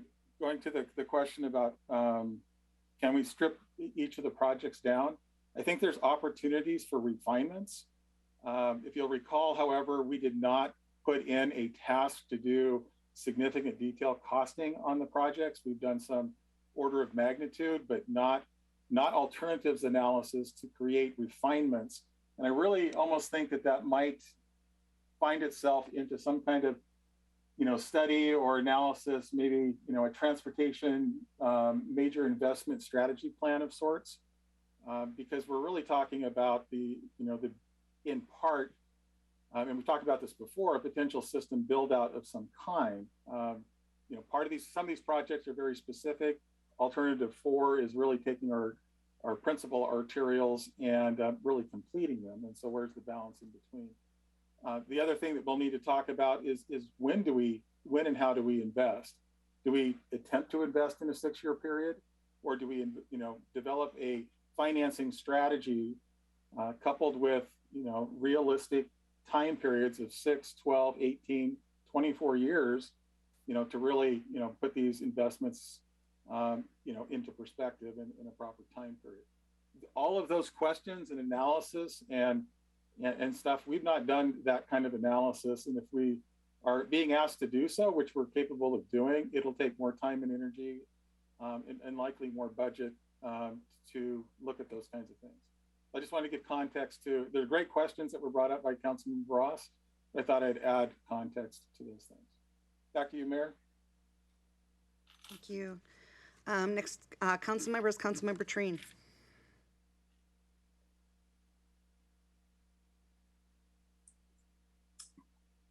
So the EIS was to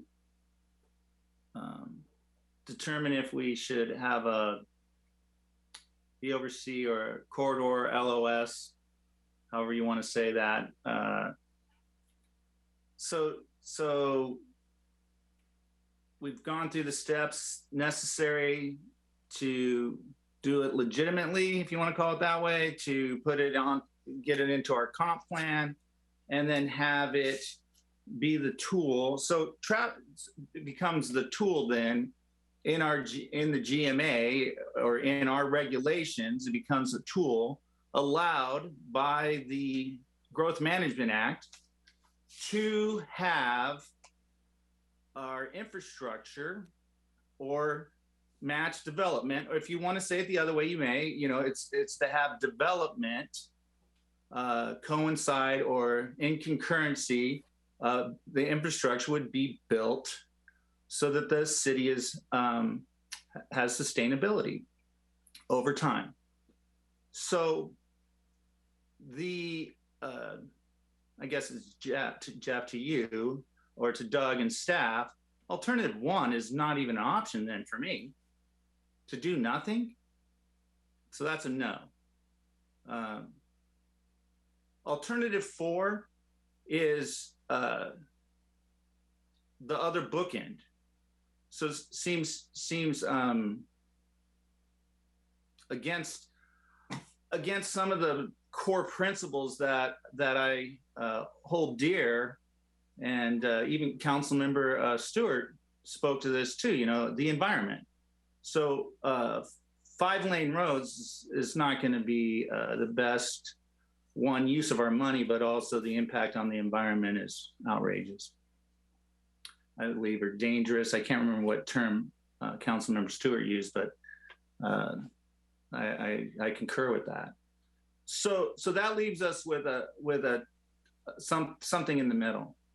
And what I would ask then is, because most of the other stuff that we heard is all mitigation steps to the problems or challenges of growth.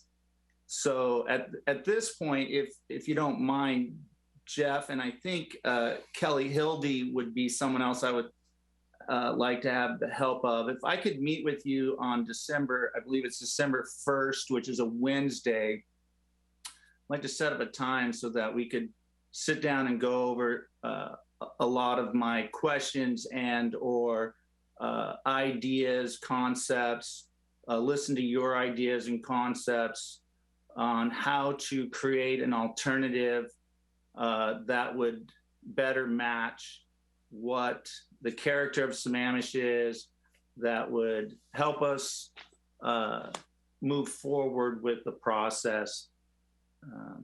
So if that's amenable to the city manager, deputy city manager, for me to meet with staff Wednesday the 1st after the holiday. I have a lot of questions and a lot of questions. So I don't want to take the time tonight to go over theirs, but the big picture is we do need to do something. Ken Gamlin said the rest that I was going to say, so I appreciated his words, and also appreciated the words of Councilmember Ross on our cost, because that definitely plays a part in it too. Thank you very much for your time and to listen. Back to you, Mayor. Thank you. Thank you for not repeating as well. Councilmember Stewart? I've already gone once, Mayor, so if you want to go first, I've already had my first round. Okay. Well, one, I don't want to, if I repeat, I'm going to apologize because I don't mean to. And I apologize for coming in late. I just wanted to go back and I wanted to review quickly in my mind why we came up with the VOC, which was primarily for two main reasons. One was to measure the traffic in two locations that we were not getting measurements in. One was traffic was backing up into the pockets behind the signals, so where we had intersections with signals. If it was not in those pockets and where it was backed up, we were not getting a count. So that was one of the problems is with our system we had, is those cars were not being counted in our system. The other problem that we had, which I question how it's gone so long, which is we've got roads like 244th and the Lake Road where we've got long sections where we do not have any intersections to measure. So there's no way to do a measurement. So that is how the V/C got here, and that hasn't changed. So the no action is something we can't do because we have to have action. We have to be able to measure in those areas. Even according to the GMA, we have to be able to measure in an area, especially that whole corridor of 244th, where all that growth is happening. From Inglewood Hill Road to the north end of the city, we've got to be able to measure. And so, especially, these are huge, busy corridors. And I'm looking at Sahali's another one. I mean, anyway, so to get off of that. So that is how we got the V/C. That is why we can't do alternative one. We have got to be able to measure those roadways. I agree with everything that I heard from Councilmember Treen, everything that I heard from Councilmember Ross, the things that I heard from the Deputy Mayor. I can tell you from my experience from summertime, I was really disappointed as I started seeing the schools and the buses and all this stuff and the time that I have to go to the office. And I can tell you from then until the time that it takes me now, every week it takes a little bit longer and a little bit longer and a little bit longer. And every week that blackup's getting a little bit longer and a little bit longer. So I know for us to sit and be able to judge that now and to think that, hey, it's never going to be. I don't know what it's never going to be. I don't think any of us know that. Because to say that it's never going to be back to what? We don't know who's going to live here in 5 years. I'm not going to be able to, I can't guess who is going to decide to take transit. I don't know that. We have not had much luck with that. So all I can tell you is I can tell you more and more people are not staying at home. And I can tell you that my commute's getting longer. Is it horrible and back to what it was before the pandemic? No, it is not. Thank goodness. But it does raise my concern. So there is a couple of things that I'm trying to keep that whole thing in mind. I do not see an alternative here that I'm excited about. I do think that we need to work a little harder on finding that. I do think that we need to perhaps look at, in my mind when I read through this, I'm trying to think about, what about the roundabout perhaps at the bottom by the Gray Barn? How does that affect? I don't want to see 5 lanes on Sahali. I'm just trying to think, do we, if our big time's the school time, where do we look? So I think we need to sit down and actually perhaps go through the traffic and go through the traffic model, look at the times of when that traffic is coming in, as the deputy mayor said, and really allocate and then actually really put it to what we're looking at for traffic projects and go from there. And then I think we'll be able to come up with a good alternative. I don't want to just stick our residents with a bill. That's my opinion. Okay, and then I'm going to go down to Councilmember Stewart. Thank you, Madam Mayor. Question on the traffic counts. Victor, you said there were 7 locations. How many locations do we typically get traffic counts from? It's a lot more than 7, isn't it? It is. I think it's 43 intersections and about the same number of roadway segment locations. So why are we only doing 7? Like, why didn't we do a full set of traffic counts?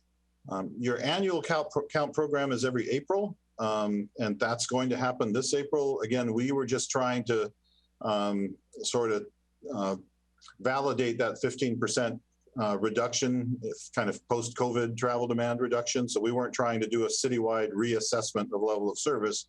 We were just trying to get a picture of what's happened right now. Right, but why didn't we do traffic counts in April?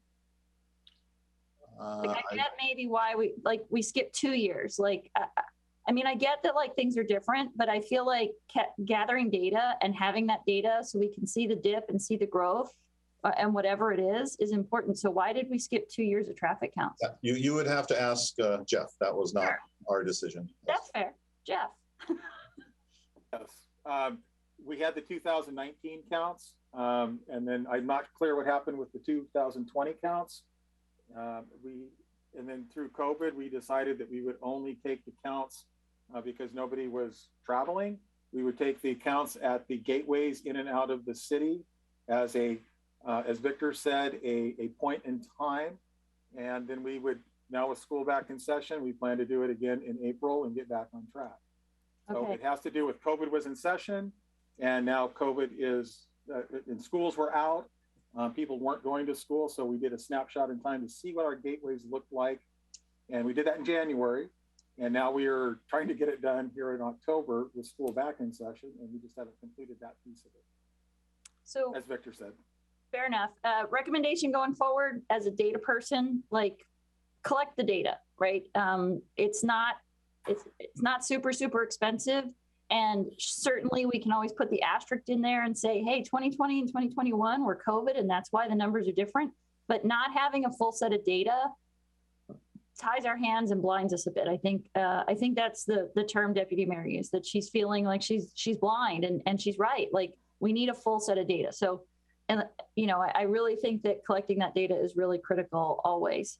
I want to address 2 things. One, transit. So let me share just really quickly what I learned. We can make agreements with King County Metro. So we would have to sit down and have conversations. If we wanted to do our own transit, we can make those agreements. Now they can say no. And so that is a challenge, but we have to have those conversations. In terms of, we're never going to get transit, we've been trying forever. Let's be clear. We've been trying to get Metro and Sound Transit to prioritize the routes in Sammamish. That isn't happening. But when we're looking at costs of 160 up to, $330 million, purchasing our own routes is now suddenly becoming a much more attractive alternative. So we have never gone down that route before. We have never explored that option. We can do that. Seattle does that. If we're willing to sit down with King County Metro and design a route, they'll give us a price tag and we can pay for it. And then we don't have to wait for them to prioritize us. So it's not that it will never happen. It's just that we are now potentially and hopefully ready to say, hey, let's really look at that. And I think that we really seriously need to consider that we're going to have a light rail station at Marymoor. It is just down the hill. Anyone who needs to commute to Bellevue or downtown Seattle, or even the Microsoft campus for that matter, light rail is a very viable option.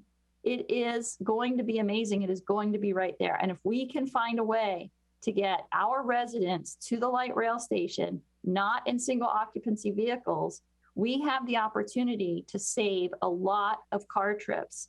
And that is going to have, Councilmember Treen, that is going to be one of the best things we could do for the environment ever, is to get those people out of their cars and onto a shuttle and down to that light rail stop. And it doesn't have to be ginormous buses driving all over the place. It can be shuttles that go from key points in the city down to that light rail stop. So there's all sorts of alternatives there that we have not yet explored. So before we say, we tried 10 years ago, we can't do it, we've been trying forever, we can't do it, we've not tried this yet.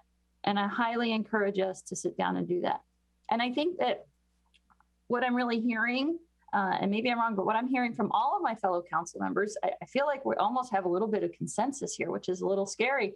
But what I think I'm hearing from everybody is, I think we need some alternatives that have more practical and are more, I don't know if we want to say spot, but are more about, let's go solve the problems, right? Let's look at those choke points. Let's look at the intersection at 202 and Sahali. Let's look at the intersection at East Lake Sammamish Parkway and 202. Let's look at those points, those choke points. Let's look at the schools. Let's look at walkability to the schools and solving some of those problems, as opposed to just laying miles and miles of new lanes. Because again, those miles of new lanes are going to be underutilized 22 to 23 hours a day. So I think that's what we really need, those alternatives to look at. They're going to be more practical. They're going to be something that I think the community would welcome. And hopefully they're going to come with a much more reasonable price tag. So I really think we need to look at that. And then I just want to make one comment on the EIS. I think that what this EIS with the current alternatives or the current options is telling us is that the V over C with these alternatives is not practical. It's not environmentally sound. So we didn't do an EIS. Well, I hope we didn't do an EIS just to check a box because it's required. I hope we went into it with good faith to say, you know, there's a requirement to do an EIS for good reason, so that any solution or anything we attempt to go do, we actually understand what the impacts on the environment are. And doing 5 lanes on East Lake Sammamish Parkway and 5 lanes on Sahali is not a positive environmental impact. So let's find some other alternative. And that's why we do this, so we don't make bad decisions. So I think that the comments from our callers, the comments that we've received in writing now, and even during the comment period, I think they're spot on. Because again, Victor, tell me if I'm wrong, but I thought the last time you presented this, you said the single biggest impact on traffic generation rates is land use and the types of housing we build. So when people are saying we want mixed use, we want to see some housing alternatives, that is completely relevant and spot on with this EIS, correct? Sorry, I need to unmute myself. Yes, variations in land use, multifamily, senior housing, those generate fewer trips per unit. I would like to add that because it's in the EIS, so I want you to be aware that it's there, is that also increases in employment were included in this EIS and increases in commercial services, which have actually positive traffic impacts because they reduce that demand for those services and those jobs outside the city limits. So it's not just housing. I'd recommend you think about, you know, employment captures traffic internal to the city. They don't even get to East Lake Sammamish Parkway or Sahali Way. You could live and work in the same town. So the EIS does include that. There are numbers for that. And so just be aware that as you think of land use, I'd like you to expand your horizon, think about housing types, but also non-residential development that can have similar benefits to efficient travel. Right, and that mixed use, right? That's kind of the best of all those worlds, because I can like walk to my employment in the city. So not only am I not getting on East Lake Sammamish Parkway, but I might not even be getting in a car at all, which would be not only better for our traffic, but way better for the environment. So I think that the people's comments were actually spot on around the EIS and the spirit of what we want to do. So I think in summary, we need to come up with some other alternatives that are more practical, more sort of focused and focused on the root cause issues. And I do think that transit is a viable alternative if we broaden our look at what kinds of transit we're going to ask for, instead of just asking to be prioritized, which it's hard to prioritize a community like Sammamish over some other areas. But if we look at hey, we're willing to potentially buy the routes we need so we get exactly what we want and what we need, I think that has a lot of potential. So thank you very much. Okay, next, I barely see, but I do see Deputy Mayor. Thanks. Somewhat in the spirit of what Councilmember Stewart was just saying, I'd actually like to make a motion. I'd like to direct the city manager or deputy city manager, since he's present here tonight, to contact King County Metro and engage on service that we buy off the top, specifically to get our residents to that Marymore platform. We've talked about this on multiple occasions, but unless we as council actually force our hand at this, we can just continue to talk about it. So I'd like, well, thank you. Sorry, I'm speaking to my motion before. Now you can go ahead and speak to it. Please go ahead. So for clarity, could you repeat the motion just so? Yeah, the motion is to direct the city manager or the deputy city manager to contact King County Metro and engage on service that we as the city of Sammamish buy off the top, just like Seattle does, to move our residents from the city to the Marymore platform. Okay, thank you.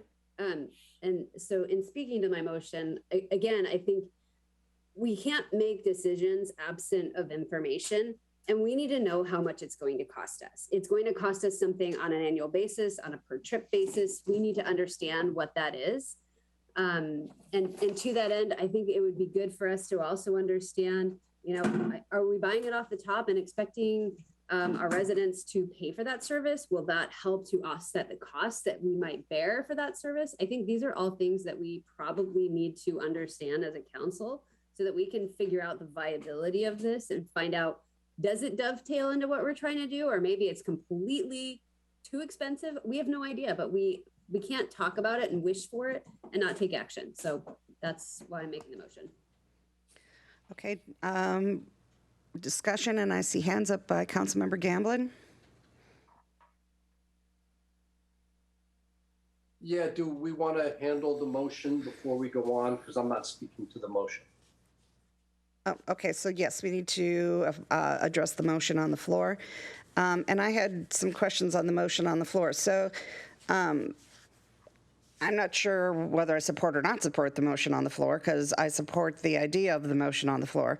But I want to make sure that the motion on the floor would include all ideas, meaning getting a full scope of whether it be bus, whether it be van, whether it be hourly, twice a day. I mean, getting a whole variety of different ways and how often. And it's service, so it encompasses all of those. Okay. Just service. I want to move our residents to the platform. Okay. What does that cost us? All right, that's what I was looking for. Okay. Any other questions, Councilmember Stewart? Yeah, could that motion also include just understanding, could we also explore the idea, if that is expensive, of us having our own shuttle service and utilizing the park and ride and bus stops, right? To be able to utilize those as long as we don't get in the way. Is that something we can at least talk to them and find out what that would entail? Because that may also be a very viable option for us. I think you need to make an amendment. I would like to propose an amendment that those discussions with King County really look at all of the potential options, including us using the resources of Metro's park and rides and bus stops, should we like to explore our own shuttle service. Second. So first we have to address the amendment. And so let's, anybody have any questions regarding the amendment on the floor? Yeah, I got my hand up, and so does Councilmember Gamblin. No, he still has his hand up from before. Okay, so anybody have any questions? And I'm not seeing any. Yes, my hand's up. Oh, darn, I can't see your hand. Okay, so Deputy Mayor. Yeah, I want to make sure that staff silos these two things. I'm supportive of the amendment, but I want to make sure that they're siloed and that, you know, we're just exploring our options here, and we want to understand costs associated with those. So I just want to make that clear for staff. Mayor, if I may. Absolutely. I just want to interject that the timing for us to obtain that kind of information is more than likely outside of our ability to achieve that before December 14th. So I don't know how that. Totally understood. Totally understood. I just wanted to be clear. I don't know when we're going to be able to get it, but it will take time and energy beyond what I think the current expectation is. Perfect. Okay. Okay, so we have an amendment on the floor, and if we, Councilmember Gamblin, did you have a question regarding the amendment on the floor? Nope, I'm still waiting to speak. Okay, all right, so if we have no other questions, all in favor of the amendment on the floor, and Councilmember Stewart, please restate the amendment on the floor. Yeah, the amendment is to also explore the feasibility and what it would entail to be able to utilize metro resources like park and rides and bus stops, should we want to explore our own shuttle service. Okay, all those in favor say aye. Aye. Aye. Aye. Opposed? Okay, motion passes. Now we're back to the original motion, and that is by Deputy Mayor. Could you please restate your motion? Yeah, it was to direct the city manager and or the deputy city manager to engage with King County Metro as it pertains to moving our residents from Sammamish to the Marymore platform and buying that service off the top. Perfect. And now we can go to questions, which takes us, I believe, Councilmember Gamblin, did you have a question on that one? No. Okay. So do we have any other questions to that motion? Mayor, may I ask? Absolutely. Just for my point of clarity, are you also wanting us to analyze the traffic impacts in the model as a result of whatever the transit outcomes as a result of these studies might be? Are we asking ourselves to do extra work yet, or will that come later, or do we know? I think that might come later. Yeah. In all fairness, I mean, it would be helpful to understand, you know, how many cars are we then removing? That's the whole goal with this in the first place, is to get the cars off the road, which, you know, minimizes environmental impact, minimizes traffic. But I don't want to saddle staff with additional work that's not already in your queue. But I think at least meeting with Metro will hopefully be, at least in my head, it's easier work than trying to remodel stuff. I think once we have answers on dollars, then we can circle back on remodeling. How about that? Yep. I'm just looking for clarity. Yeah, Okay. absolutely. Thank you.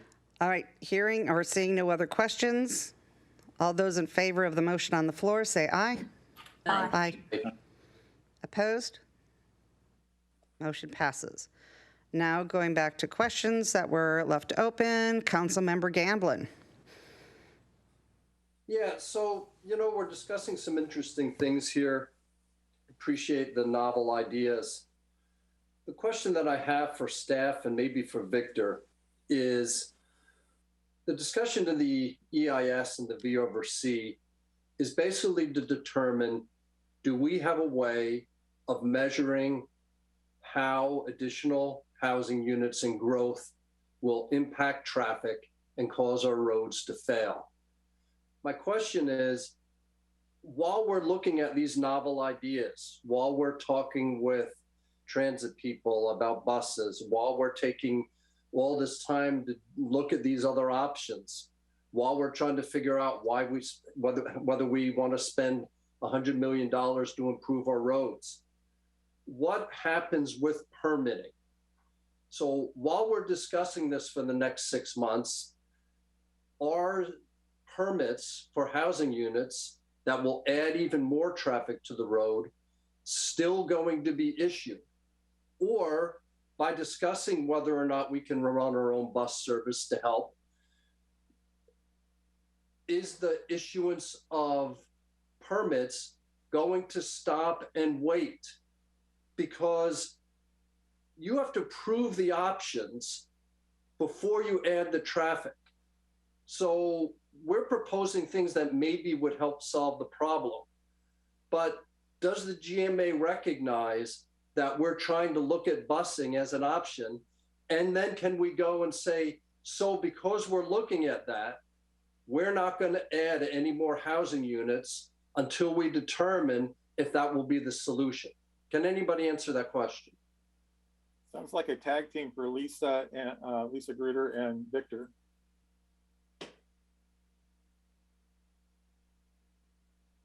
You want me to start, Jeff? I can. Yes, that would be take helpful. a shot because we're currently assisting the city with concurrency management now under your current intersection only standard. So as far as issuing permits, every development that comes in needs to currently pass an intersection-based level of service test. So, for instance, you're processing some single-family permits right now. The way the code is written, they're bundled into 10 because fewer than 10 trips is pretty hard to put into a citywide traffic model and get meaningful results. But we test those 10 and then determine whether the intersections that are in that, you have a 43 intersection list that needs to pass concurrency. We've identified 3 that won't with the current pipeline development, but you've also established some funding sources and commitments to have those completed in 5 years, because the first time we recommended it was 6 years or 1 year ago. So the 6-year concurrency clock began ticking as soon as that was permitted. But in a sense, you have, until some other thing fails somewhere else on one of those other 43 intersections. And again, those are the 43 you measure for concurrency. You have hundreds of intersections in the city and you don't measure all of them. So, but the direct answer from the current perspective is under GMA, you're consistent with GMA right now with an intersection LOS, but you are not measuring segment level of service. If and when you adopt that type of ordinance, and how you adopt it will then determine whether you can continue to approve development. From what we've seen in the modeling so far, given the amount of pipeline development, development that has previously approved concurrency certificates, by going back to a V over C standard, you would need to implement the majority of the projects identified for any alternative in a 6-year window. And that's kind of been consistent with some of the things that started this, is previous 6-year TIPs had not in the past fully funded all the projects really necessary in 6 years to meet GMA.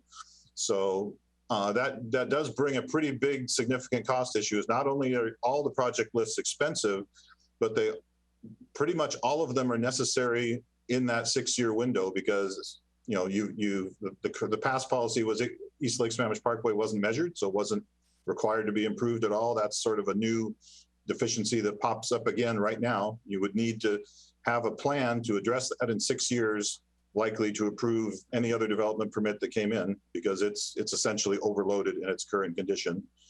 Or if you pick a different alternative that reduces its load or unloads it, then you would be spending money near term on the other improvement to get yourself caught up. So you are in a position by adopting a segment V over C, it creates a huge immediate backlog of projects. It's not even a 2035 list, because your current pipeline development is within 200 trips of your 200 residential units of your 2035 forecast already. Doesn't have the commercial in the pipeline yet. So a long answer to your question, but if nothing changed, you would continue to process permits until other intersections failed, and then they would require to be improved either by the developer. They always have that choice under GMA. The person causing the immediate failure can mitigate it, or you can ask them to wait until you fund the project. And second part of the question is, if you adopt a V over C standard, then you need to be prepared for its cost to occur rapidly. It's not as your policy is written and GMA requires the 6-year window, it would not need to be a 20-year program. We'd have to figure out some ways to stretch that timing out. So Victor, I see two things that don't fit together. Number one, we're not currently, you're asking us if we adopted the V over C. Right now, the V over C is not adopted, correct? Right. Mm-hmm. Okay. So if we were to say we want to adopt the V over C as it was written, and now we've done the work on the EIS to enable us to do that, we would at the same time have to say, and here's how we're going to spend and fund the $200–300 million needed to do the improvements to allow that to happen, correct? Correct. So what I'm hearing is from fellow council members and from the public and everyone else is, oh my God, we can't handle $200-300 million. We also can't handle the improvements that $200-300 million would fund. So 5 lanes Sahali, for example, keep people saying, we can't do that. We can't do East Lake Sammamish. We can't do these improvements because they'll destroy the town, the feel of the town and the golf course and people's houses. We can't take their houses. So what we're saying is, we don't want to spend the $300 million. We don't want the 5-lane roads, but we want to keep building the houses. How can you have both? How can you have no V over C, which means you can continue to build and build and build and add traffic? And if you have the V over C, you don't want to spend the money. So basically what we're saying is, we want the housing. We want to continue to give these housing options. We want more multi-unit. We want more single family. We don't want to spend the $200 million. We don't want the improvements to the road. Isn't the net result to that? So if you don't want all those things, you're saying you're going to have a lot more traffic on your roads. Well, essentially, yes. I do want to point out, because you guys talk about the 5-lane road and the improvement cost, just a little math exercise, and it relates to your street standards, because this is all, we're juggling a lot of balls here, and street standards we held constant. We said, this is the policy implication of only looking at V over C and not changing street standards. When you change a 2-lane road to a 5-lane road, you are adding 35 feet of non-motorized facilities and landscaping, and 34 feet of new travel lanes with 1 additional through lane in each direction and a turn lane. So these costs are not lane driven. These costs are also driven by the fact that most of the segments we've shown requiring improvements lack the non-motorized facilities that you need to actually access transit. Are you going, how do you get to the bus stop if there's a 4-foot shoulder with cars parked on it? So those street standards and capacity standards are intended to accomplish more than just moving the cars. And the costs you're looking at are significantly associated with the non-motorized stuff I hear you also saying you want. So yes, you're true. That's what level of service standards are, and they always cost something. So if the level of service standard includes non-motorized pieces, which kind of indirectly your street standard does, that's a big part of that cost. That's a big part of the right-of-way cost. The extra travel lanes are actually pretty easy to fit in. It's the 6-foot landscape buffer that protects the pedestrians from the vehicles that are moving in the street and provides you with room for utilities and bus stops and shelters. Those features are important for mobility and for every mode, and they are a significant part. So I just, from my perspective, I just wanted to share that, it sounds like there's a lot of concern about the cost of the lanes, but for all the alternatives, it's the cost of the other stuff is just as significant. It's more than half the additional width required to meet your standards. Right. So what we have, in essence, Victor, is this is magical thinking. We have a very limited ability to increase the amount of traffic on our roads. Physically, we are very constrained. East Lake Sammamish Parkway, very constrained. Sahali, very constrained. Steep slopes, constrained. 244th is very constrained. If we have these very constrained existing conditions, and we don't want to spend the $300 or $400 or $500 million to build these 40-foot bike lanes and tree-lined roads that we're going to be required, then where do we go with that? If we can't do the improvement physically, we really can't afford it, and we still want to add more housing units, how does that work? So I'll just provide some more facts to help you all with your decision making. One of the things that generated Alternative 4 is, since it's been what we call classified as a principal arterial since the 70s, even the pre-city King County development, when development occurred, the right-of-way was essentially set back far enough to facilitate most of the 5-lane road. So there's not there's more right-of-way acquisition, way more to do a 5-lane East Lake Sammamish Parkway. It, since the 70s or earlier, has been classified as a minor arterial. So as development occurred, no one was trying to get more right-of-way from the frontage to build a wider road someday. Nor have you asked anybody to build a 5-lane road. You have them build a future 3-lane road every time something develops on the parkway. In general, except for a couple segments, you had them build a future 5-lane road when they make frontage improvements on 228. So just to clarify, you have more, that's again, the genesis of Alternative 4. You've already planned for needing more right-of-way on Issaquah Pine Lake, 228, and Sahalee Way. There's more of it available. And to get to your point of what do you do if you want growth and you can't afford your standard, the GMA has kind of 3 simple strategies for that. Is you find the money for the level of service you want. If you want the growth and you want your level of service, you find the money. That's option 1. If you want the growth and you don't have enough money, you adjust your level of service. That's option 2. And the third option is you can adopt a standard. You need to make a really significant effort at trying to achieve it, but you may delay. The word is delay in the Growth Management Act, not eliminate. You could delay development until facilities catch up. So those, and I think Lisa could correct that simplified analysis of the GMA, but those are sort of the 3 legs of their stool. Is you find more money, you change your level of service, or you change your land use. And change land use can be like what you've talked about, variations in housing type or variations in non-residential development to try to manage increases in traffic. You got it. Thank you, Victor. Okay, Councilmember Train.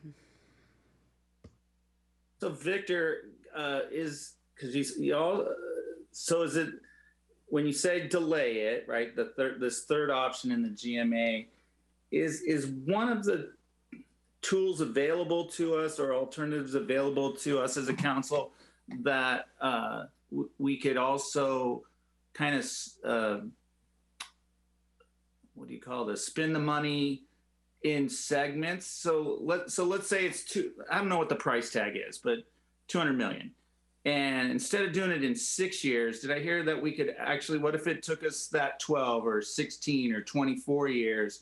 And then it almost leads to it. Well, it's a TMP then. If you have a transportation master plan, is that the other way that we could do that too? That if we adopted a transportation master plan with a 6-year tip that said, we know we've got to do this large, spend this kind of money for the infrastructure, but instead of spending 200 million in 6 years, we're going to decide to make a policy that we're going to spend 7 times, maybe it's only 100 million or 50 million.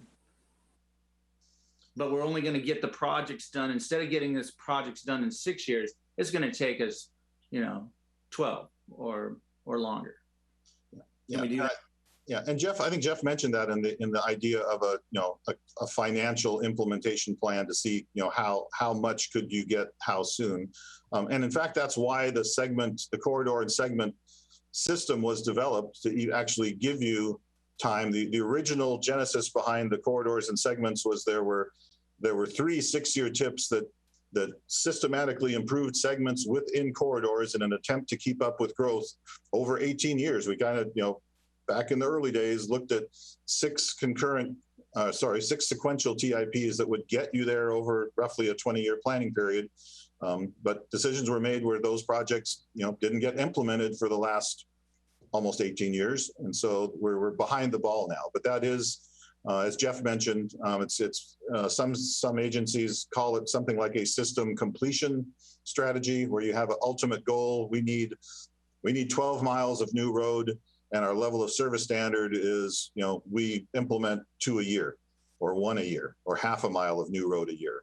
It's not what we looked at in the EIS, because it wasn't, we were narrowly focused. What does a segment B over C ratio do? And we provided you that information. But what's helpful, and I think what Lisa has mentioned, is we have bookended it. It doesn't sound like any of you want a LOS standard that creates more environmental impact than any of the alternatives that are shown. Every comment I hear says we want to reduce the scale, reduce the scope, reduce the cost, all those things kind of fit within the range of alternatives until we look at, some of the other things, a transit option we haven't looked at yet to see what that would do. But that's where we are. So, there's flexibility in what you do, but not within sort of the schedule you have and the alternatives currently evaluated in this limited scope EIS. Thank you. Okay.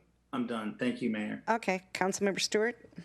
Yeah, let's be clear. The community didn't say we don't want to make any improvements. They said they don't want these improvements because these improvements aren't the right improvements and they aren't necessarily necessary improvements, right? There are other things we can do. And I think we've talked about that, right? Like most of Sahalee doesn't need a center turn lane. So all of Sahalee doesn't need to be 5 lanes all the time.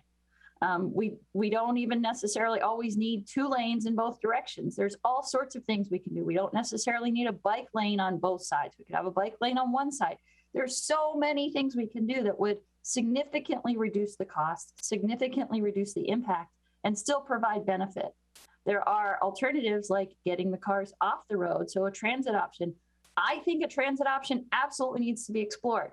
It is frustrating to me that we didn't explore any transit, particularly with the light rail opening in the next couple of years, that was just not something we looked at. And I think that has to be looked at. If we're concerned about the environment, removing cars, even if we didn't build another house, we could remove current cars off the road. That would be a good thing.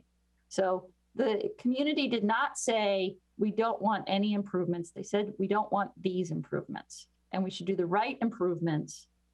And we need to explore things like alternate land use because senior housing and commercial space will actually reduce the traffic. So I think we need to stop being so black and white about things. These are not absolutes. There are a lot of nuances here, and I think we need to be smart about how we do it.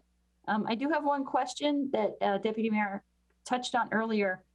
Are we saying that we're going to propose comp plan docketing items based on these alternatives? Did I hear that from the beginning of the meeting? Doug, can you take that one? Yes. The city has a docket request for consideration in 2022 to cover the code and comp plan amendments related to the preferred alternative that is selected from this if one is selected.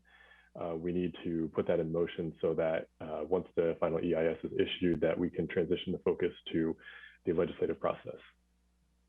So we don't have an alternative that makes any sense to do a comp plan change at this point, I don't think. And again, especially because if we look at our failures and we look at where the congestion is around school drop-offs in the morning and choke points, and we haven't explored any alternatives that actually address those root cause problems, how can we be proposing comp plan changes or docket items based on unreasonable alternatives? And again, we don't have the traffic counts like Deputy Mayor said, so I don't think we're ready to pick something, and I definitely don't think we're ready to put something in a comp plan docket. We're not addressing the root cause issues. We heard overwhelming public comment. I think we really need to go back and consider that public comment. It was very, very clear that people want us to look at things that are practical and that really address the root cause issues. So I think we need to see more alternatives before we can pick an option, and certainly before we start considering comp plan changes. Thanks. Go ahead, Jeff. No, go ahead. Oh, just to clarify real quick, the docket request is not a proposal of the comp planning and code changes. It is a necessary step in the legislative process that we need to do in order to actually do that legislative work in 2022. So we are not making any changes at this point. It's a procedural step to align the code and comp plan amendments with the EIS. But we don't know, we don't have an option for the EIS that makes sense yet, right? So we have to pick that first. Yes, we would need direction on the code and comp plan amendments. Okay. Mayor, if I may, before you talk, if Yes. I could, I'd like to impose upon Director David Pyle just to talk about options and alternatives related to amendments or supplements to the EIS. We may be headed in that pathway, and I know, David, if you wouldn't mind, if you could articulate some of that, that would be helpful, I think, just to provide context and scheduling impacts related to this. Okay, can I get my comment in, because it might fall more under Jeff, it's going to fall probably more under you before we, because where I was looking at alternatives probably falls more under the, I think we should look at adding the metro stuff in there, but I was looking at when, to reduce the cost of the road projects, I didn't look at trying to eliminate necessarily the road projects, but I'm looking at flexible design standards. And I think that needs to be a big portion of what we need and an option. And it may be that 244th, that corridor, has a completely different flexible design standard than what we're going to see on the Lake Road versus what we're going to see on 228th. But I don't see that any of those corridors are going to be the same. And because we just don't have the same land available. But to try to use the same cookie cutter, because that is what we have, and that's what we have written right now, and that's what we have to put in, that is where I think we're running into a problem with, here's what we have, and this is what 5 lanes is, and this is what the city calls for, because that's what we have. I think that's what's costing us a lot of money. And so going to Councilman Stewart's of, on 228th, when we had a committee, a few years ago, we went to, what happens if we just put and extend a single lane by Timberland so traffic can continue on straight without their having to stop at that stoplight? What happens? I mean, there's a lot of different things that we could do that are inexpensive, that are just flexible design standard changes, that are probably, not going to cost a lot of money, but just fall under, something like that. So I see something like that falling into one of the options. That's what I was thinking when I guess I was looking at alternatives for the roads. Okay. And now I guess we'll get, as Mr. Pyle is out there somewhere, we should add him on here. I'm here, Mayor. Welcome. Thank you. I guess the question that Jeff Elks had presented was, what options do you have under making changes to the analysis and changes to the alternatives that were considered? And I would present to you that under WAC 197.11.560, that as part of an FEIS, that we could modify the alternatives. We could develop and evaluate alternatives not previously given detailed consideration, or we could supplement or modify the analysis to include other items such as mitigation measures. So I think that the SEPA rules and the EIS rules contemplate exactly this scenario where we have flushed out 4 alternatives for you. Those were bookends, and now you are asking us to fine-tune those alternatives by adding additional layers of analysis, possibly adding a 5th alternative that might be a transit alternative is what I'm hearing here. So, we'll take direction. What we would like is for the council to give us very clear direction about what you want. Hearing individuals speak is one thing. However, hearing a group of 4 speak and give us direction is far more powerful and far more directive to us. Given that any changes to the EIS will result in 2 impacts to staff in the process. One is delay in getting the final FEIS issued because additional analysis has to be done. And number 2 is the cost of doing that analysis.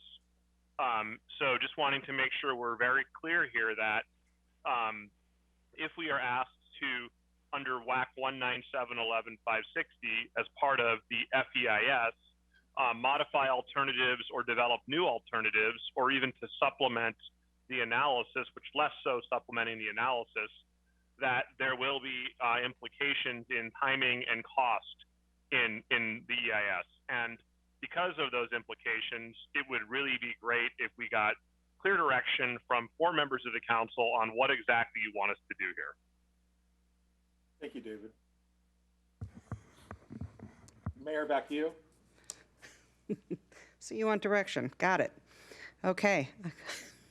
Councilmember Stewart. So I'd like to make a motion that we direct staff to come up with a new alternative which considers flexible design standards, transit, and focusing on the root cause issues of school drop-offs and choke points that would be more feasible and more realistic and hopefully less expensive.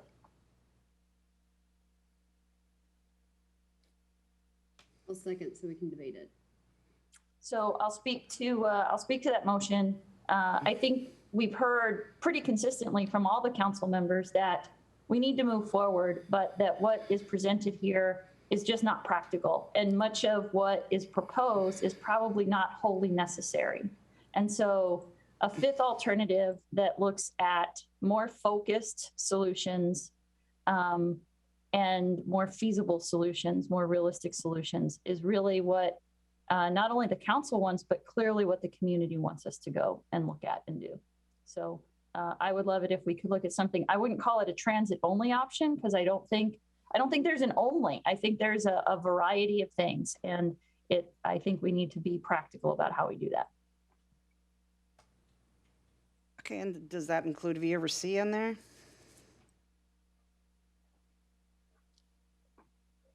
Oh, sorry. Okay, let's go to questions here. Deputy Mayor. Thanks. So I seconded this so we could debate it, because I feel like the motion had too much packed into one motion. And my first question is technically for staff is, how feasible is it to come up with another option? Because in sitting here listening and the 4 options before us, I don't know if we're, pigeonholed to these, but it sounds like we're landing on option 4, right? Because we can't execute a decision based on everything you've already heard. Is it still viable to do everything that was just made in that motion? It was a lot. And I'm seeing the staff time that's associated with trying to do this. I appreciate the comments that we had relative to the schools, but the reality is we don't control the schools, right? We can try and engage the schools and find out, but I know that we have done that previously to some degree and with some success, largely because we have a private school sandwiched in the middle of the 2 public high schools on 228th, and they have additional flexibility over the districts who are trying to coordinate a lot of different schools. So I'm not sure of the viability from a staff timing perspective. So can staff comment on that? I don't want to send us down a rabbit hole that we're never getting out of. Let me take a stab at that, and if there's any other staff that want to chime in, please do so. Adding a new alternative will take time, scope, dollars, treasure, if you will, to evaluate. We would need to bring back, based on the 4 or 5 bullet points that were in the motion, some form of a scope of work, talk with our consultants and see if it fits within budget, more than likely not, and then bring that change in scope and consultant amendment back to the council for consideration so that we could move forward with evaluating alternative 5. It'll take, it's just the practicality. It's going to take time and money. I don't clearly understand yet when we say flexibility or transit that we would, from what we've heard, we would put together a scope and bring it back to council. It would have budget dollars associated with it, a revised schedule, and so forth. Staff, if I've missed anything, please add. David Pyle. Yeah, I just wanted to add that one of the complexities here is that with the school start times, with transit, and with the choke points that are external to the city, those are all three factors that we as a city do not control, and that inherently makes it complicated. So any assumption of timing, I would double that amount of time, just in having to work with external agencies to try and get information, to try and get commitment from them. And I believe I heard a comment from one council member earlier that because these are things that we don't control, these are things that we can't rely on going forward, which is why we kept circling back around with the V over C alternative, and that's why that landed that's why that was put into place by the council in years past. So when we're talking about the school start times, the transit option, and the choke points, the complexity there is that those are three things that the city does not control. So I appreciate those comments from staff. And in that event, I don't think I can support the motion. I mean, I understand the merits behind it, but I don't think I can support it. It's not a viable option at this 11th hour, I think is the long and short of it. Can I clarify something in my motion? Hold on, I have the floor. I do think that the motion that we passed earlier relative to transit, the reality is if that were to pan out as a viable option, I guess staff may need to help me with the answer to this question, but that will inevitably remove vehicle trips, which then puts less pressure on us to have to execute some of the, failures, traffic issues that we have. Well, I guess the projects that we have to execute on, right? If it relieves enough of a burden on an intersection where it's gone from failing to not failing, we don't have to fix something that's not failing. And that is a fluid thing out into the future. Now, I don't know if it will fix any failures, and it does fail to recognize that that V over C, I do think is an important component to our overarching concurrency. But I think there's some viability in the transit, but only to the degree that we control it. And we control if we say we're going to pay for it, we control it. Now, yet to be determined as to whether or not it's viable based on cost, because it may say that maybe it costs X, but we still have to do some projects because it doesn't alleviate enough of the traffic conundrums that we have. So, yeah, I can't support the motion, unfortunately. Councilmember Train. Yeah, does the motion impact our ability to adopt the V over C? Could I speak, Mayor, and clarify something on my motion? Sure. So I think Sure. Well, because I want to answer your question, Councilmember Trina. I also want to clarify something for David Pyle. So my intention of the motion was, yes, we can still, it should still be part of your, you can adopt the oversee, but the how we address the failures, if you will, or the potential failures needs to be more practical. And so when I speak of the school drop-offs, if I said change the school drop-off times, I apologize. I didn't intend to say we had to change the school drop-off times. We don't control that, but we do control potentially figuring out ways to get some of the traffic off of the streets when there are congestion points. We do control implementing more walking paths, right? We do control those types of things. So it doesn't appear that staff explored some of those ideas of, if the failures are occurring because of school drop-offs, what are some of the options and actions we can take to alleviate that congestion for that 15 minutes during the peak drop-off at a particular school. And I know that we have done some of that work in the past with a great deal of success by changing some of those traffic patterns or adding a little bit more of a lane, of a turn lane, to get those backups off the main flow of traffic. So that's what I'm referring to. There are a lot of things to alleviate congestion at school drop-offs that don't include changing the school drop-off time. There are a lot of alternatives, like with transit, that we can control. If we go find out, we can purchase transit. And then I think, Jeff, you had asked before, I think that does mean there will be some modeling work to say, what if we did have shuttles running from these 3 or 4 locations, back and forth during the peak hours to take people to and from the light rail? So that's what I think we need to look at. And in regards to the choke points outside the city, we have started conversations. We have done work to look at changing that intersection at 202 and Sahali. But I didn't see anything in this alternative. Point of order, please. Thank you. What's your point? Make your point.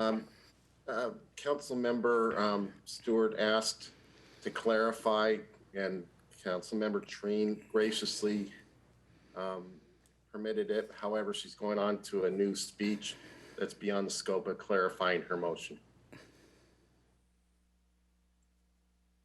Okay, I agree with that. So, Councilmember, let's state to you clarified the question that he had. And may I continue, please? Yes. Thank you. David Pyle or Jeff, Alec, does the motion impact our ability to adopt the V over C? I'll take a stab at that in the sense that if it requires more work beyond the time frame that we have available, then we will miss the March deadline, and we will be pushing that out to some point in the future until such time that the council adopts an alternative, or the council chooses, as option 4 says, don't adopt an alternative. But it will impact the timing of it if it requires more scope and effort. And as David Pyle was suggesting, coordination with agencies that are beyond our control, you just have to imagine that's going to take a considerable amount of time. So not wishing to have any delay or an additional cost to the city and to the residents, I am not in support of the motion. Thank you.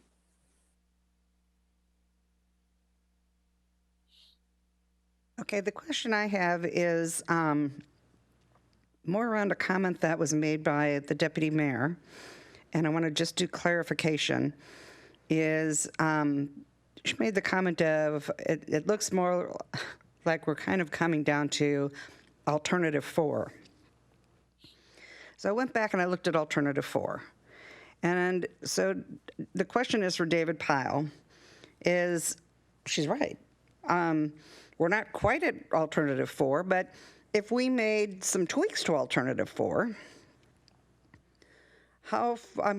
considering we're not making major changes, how far off of schedule does that throw us? And because that would really affect my vote on this. So, if we made just some few tweaks to alternative 4, what does that do to us? So I would really need to rely on the project team to fully answer that question. However, not being able to do that in this moment, my sense is that if you were to select alternative 4 and you were to direct that the final scope of alternative 4 be refined to include additional mitigation measures or some other adjustments to it, that would then allow us to proceed with an FEIS based on that alternative, and that would more or less keep us on schedule.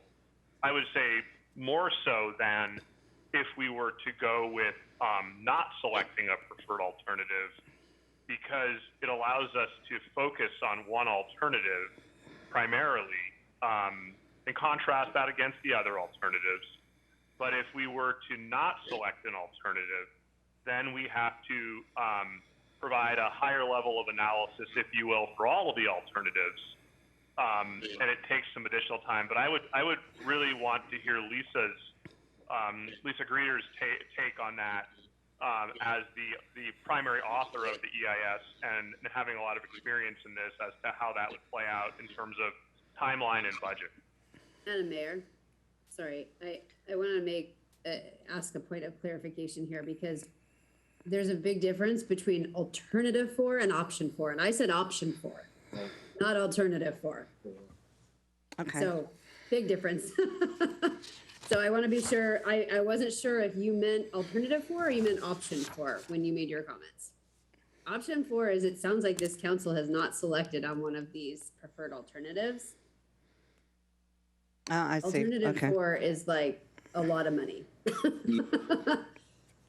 So that's why I wanted to make that point of clarification. I wasn't sure if you meant alternative 4 or option 4, but I said option 4. Oh, okay. I wasn't selecting that. I was just saying it sounds like the council has verbalized. Okay. Okay. Yeah, okay. All right. Is that Gruder? Sure. So what option 4 means is there wouldn't be a selected alternative, but we would respond to the comments. We'd make, updates or corrections, that sort of thing in response to public comments. You could complete the final EIS.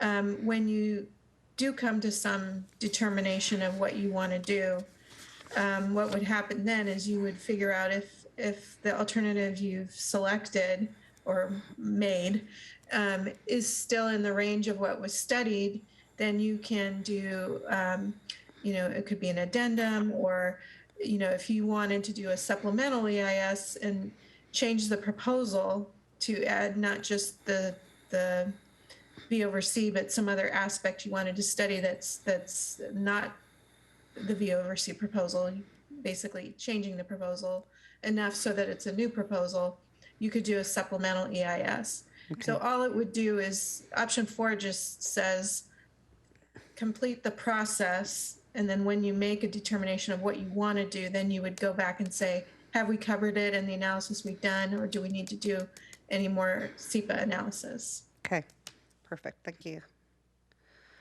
Councilmember Gamblin.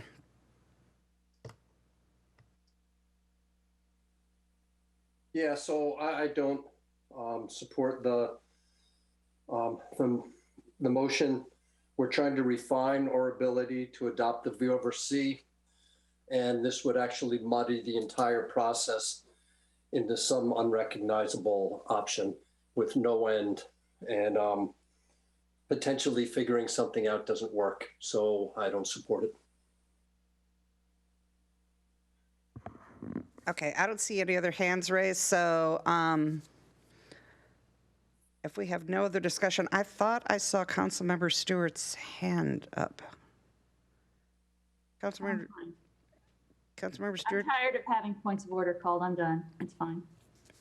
Okay, so any other discussion?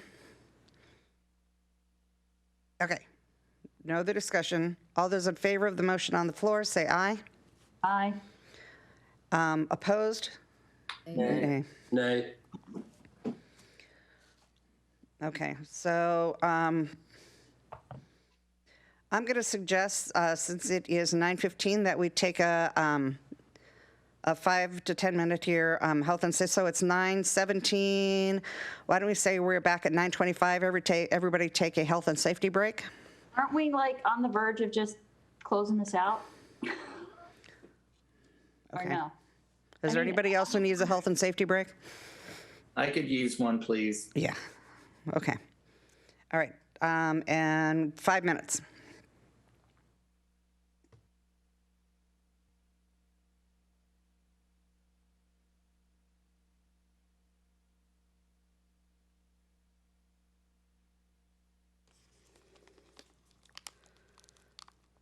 Okay, Council, are we back?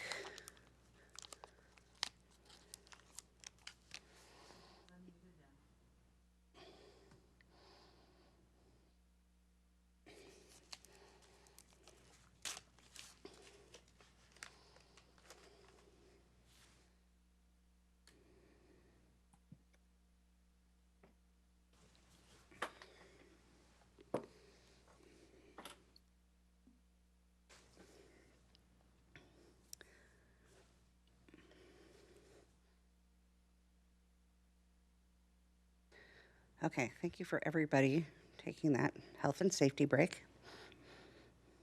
It was very much needed. Okay. So who wants to start us off again?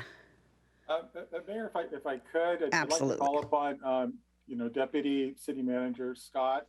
And Scott, I'm calling you out just to see if there's something that we have missed in our presentation or past discussions this week or last in preparation for this meeting that you'd like to touch upon, just covering our basis. And I'd missed some meetings, and so I wanted to be sure if we missed something or you'd like to articulate anything to help this dialogue, I would appreciate it.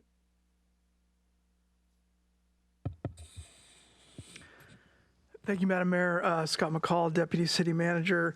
Thank you, Jeff. I think that, this is pointing out some of the conversation we've heard in the past, that there's some disparity in opinion, obviously, among the council. And I think that we discussed at the staff level about the challenges of the dollar figures of some of the options. And based on what I've heard tonight, I'm not pushing one direction or another, but what I've heard is that based on the EIS overall, I think what Victor laid out was if you don't pick an option, you can move forward and use or maybe it was Lisa Gruder, you can use the EIS, what's in it, and you can do an amendment or a tweak down the road with added information.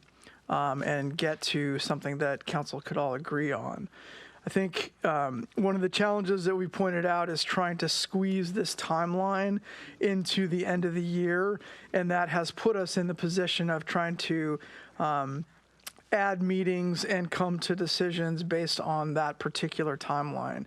I think that in some measure, I think one of the decisions that council has to wind up choosing at this point in time is whether or not you want to try to keep that timeline, or whether we want to just agree that we are going to step back from that timeline and come back with a different one with some different parameters.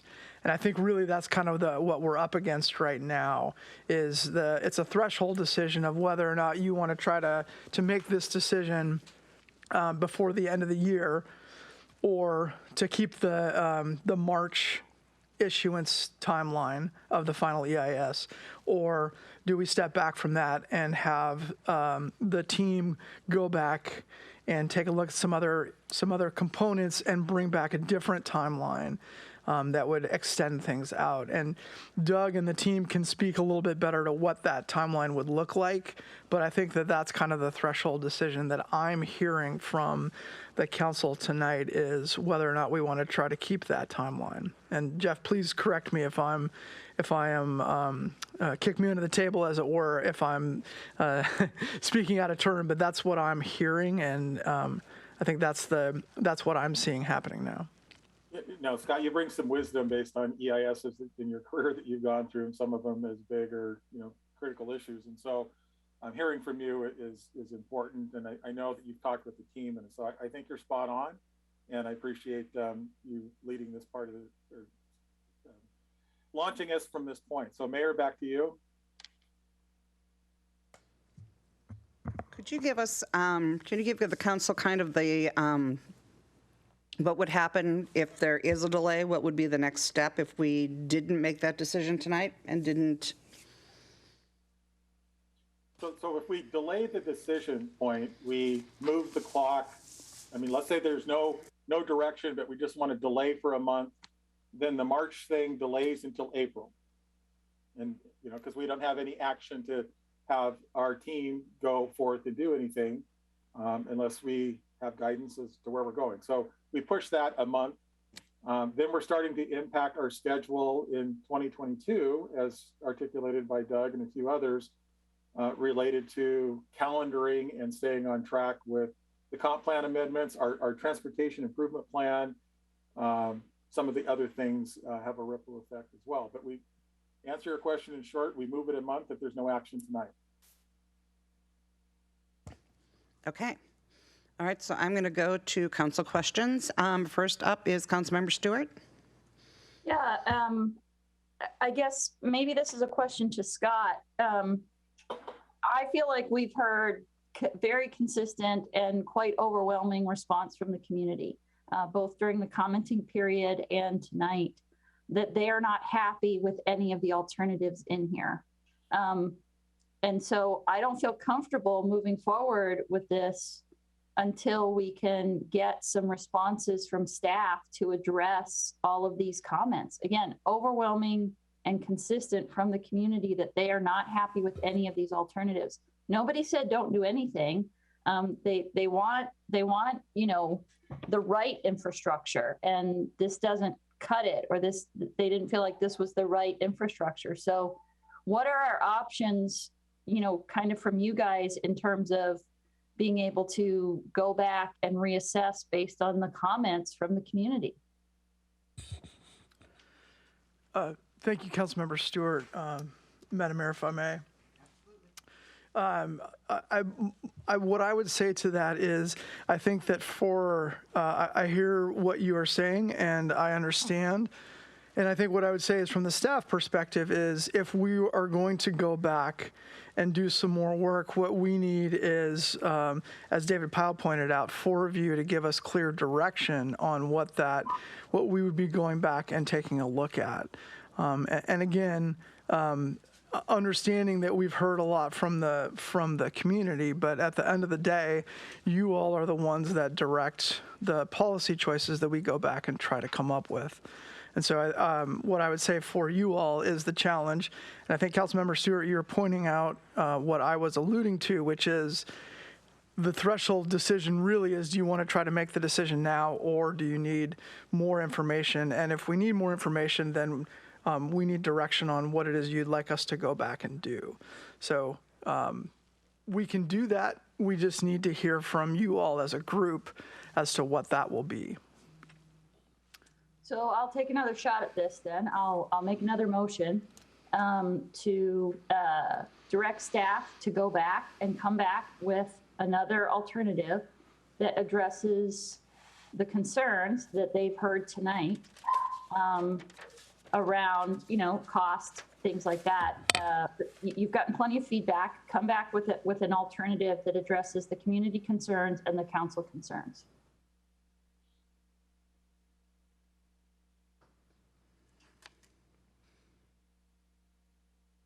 All right. Okay, Councilmember Train. Okay, let's see. So we need, I'm hoping this is what 4 council members will consider a direction for staff. We need to move the concurrency sediment forward and continue to investigate the transportation alternatives suggested by Councilmember Stewart and others. And if any amendment to the EIS is necessary, once we've identified a better transportation alternative, we'll update the EIS. Then I believe that's what Scott alluded to just a second ago and Lisa said earlier. With that being said, I make a motion to adopt the EIS without a preferred alternative. And I'm looking for a second.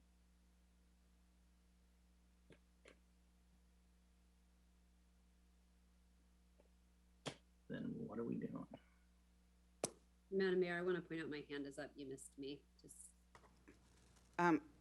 Okay, Deputy Mayor. thanks. So I think what I heard our Deputy City Manager ask of council is so we haven't landed on one of the alternatives or one of the options before us. So my take is that it's more important that we do this right than to stay on this timeline that we have set forth. I don't want to call it an artificial timeline, but I feel like the pressure is off on the timeline a little bit given other circumstances.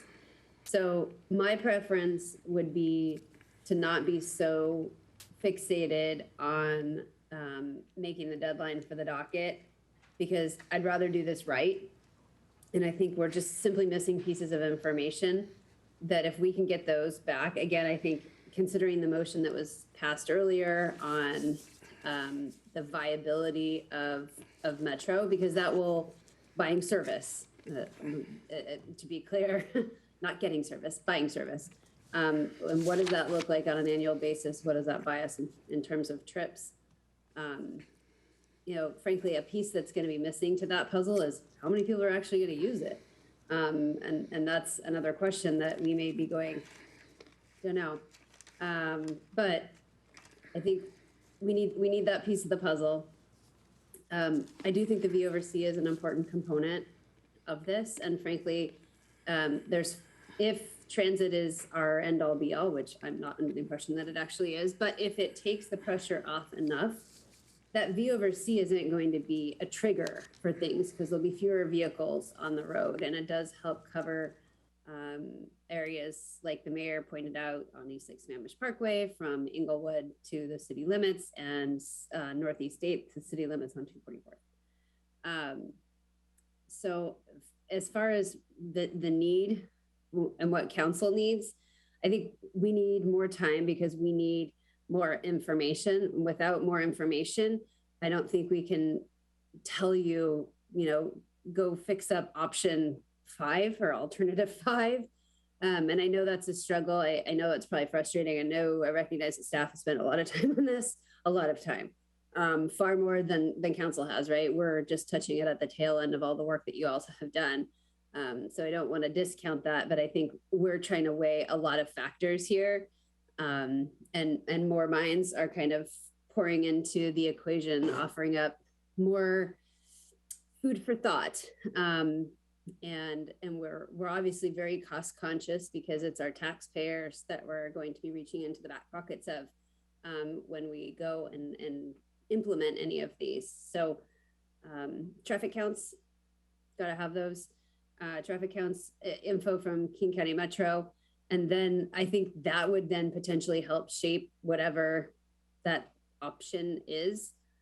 Because maybe it then becomes to make that the financial commitment for the city more palatable, not only financially, but then also environmentally. I'm not laying out extra asphalt and taking down trees and, as Councilmember Ross pointed out, cutting into a golf course and, you know, buying out people's backyards. That's not what we want to do, not at all. But we are trying to facilitate movement on and off the plateau. The reality is we're a bedroom community. We're classified that. With our comprehensive plan, we do not do an economic development chapter of our comprehensive plan because we are a bedroom community. People are going to leave the plateau. We are isolated up here, unfortunately. And a lot of the development happened before the city incorporated and kind of boxed us in, if you will. And so we're left to deal with an interesting network of roads and limited options in order to move our folks about. So I don't know if my comments are even helpful for staff, but I think without absent information, it's really hard to give specific direction to staff. But I don't want to be constrained by the timeline that we had previously set forth, and I recognize that staff worked very hard to keep in that timeline. But we got to do this right, and we cannot just spend money for the sake of spending money. So. Those are my thoughts. Councilmember Gamblin. Yeah, so before I was a council member, I sat in the audience and watched 3 current council members make a very brave move, I thought, which was to adopt a V over C. And there was an amazing amount of conversation and debate and comment that went into that decision. I think it was the right decision then. I think it's the right decision now. I think to delay this with waiting for more information, which quite frankly, when the decision to implement the V over C was made, that information, some of it was there, some of it wasn't, but the decision was made to implement it and go with that. The alternative in front of us now that I believe most embodies that decision to implement a V over C is alternative 4. Whether we like it or not, the V over C states that you are either going to build the improvements or you're going to make adjustments to the fact that you cannot build the improvements, and thus you should not put the additional cars on the road. So any delay now to wait on transit options, which again, we've been looking at forever, they haven't worked. I don't see any reason why they're going to work any better in the future. Maybe they will, but these are years worth of decisions to wait on this. My input is vote on alternative 4, implement the V over C that 3 of the council members here already voted for. You already said you wanted this. This is just simply the EIS saying this is how you can implement the V over C, and alternative 4 is the embodiment of the V over C. Are you talking option 4 or alternative 4? Alternative 4. No, option or option 1, option 4, or alternative 4 of option 1? Alternative 4 of, I don't know what option it is. Absolutely. Alternative 4 blends alternative 2 LOS and alternative 3 travel demand measures and holistic transportation capacity improvements to improve connectivity and efficiency in the transportation network.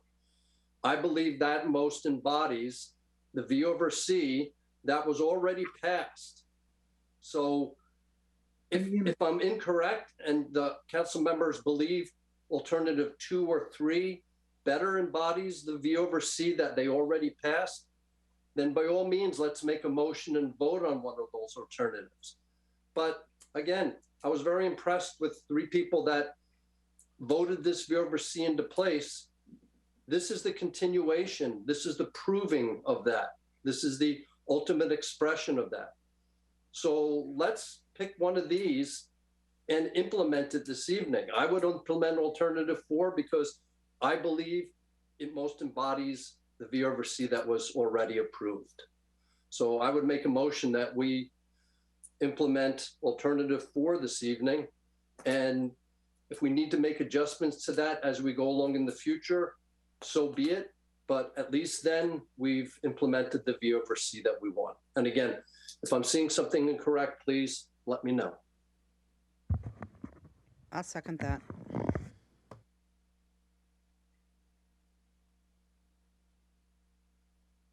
Okay,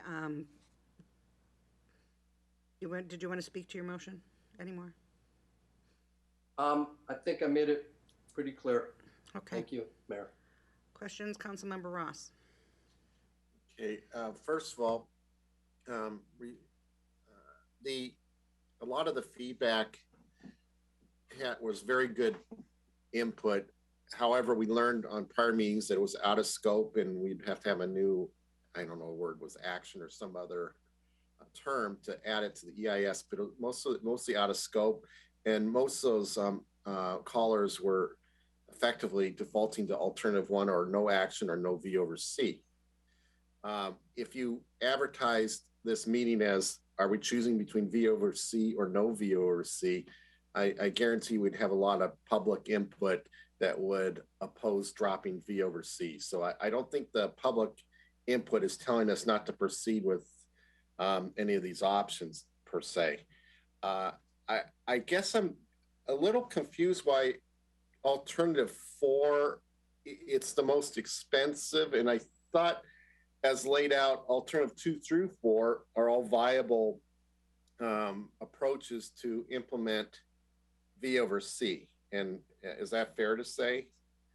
So I'm a little, we're all talking about the flexible road standards, and alternative 4, of course, is the largest dollar cost item. So if the motion is to implement alternative 4, I struggle with that from 2 perspectives. One is the total cost, and 2 is the intrusion on the properties and potentially golf course properties either side, trying to implement the current standards. So I don't think I can specifically land on that.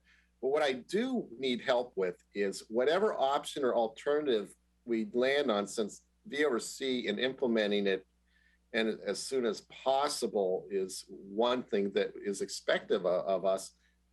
What alternatives or what options or what strategies would delay V over C? I'm okay taking more time if it doesn't delay unnecessarily the implementation of V over C, meaning that we delay it a whole year more or more. Is it every month lost is another month delay, or is a month lost a whole year delay? Those are the types of strategic discussions I like to get some feedback from staff as we look at this. I think that's my first consideration is what is the impact timeline on implementation of V over C is one major consideration I think we all need to be aware of as we select an alternative.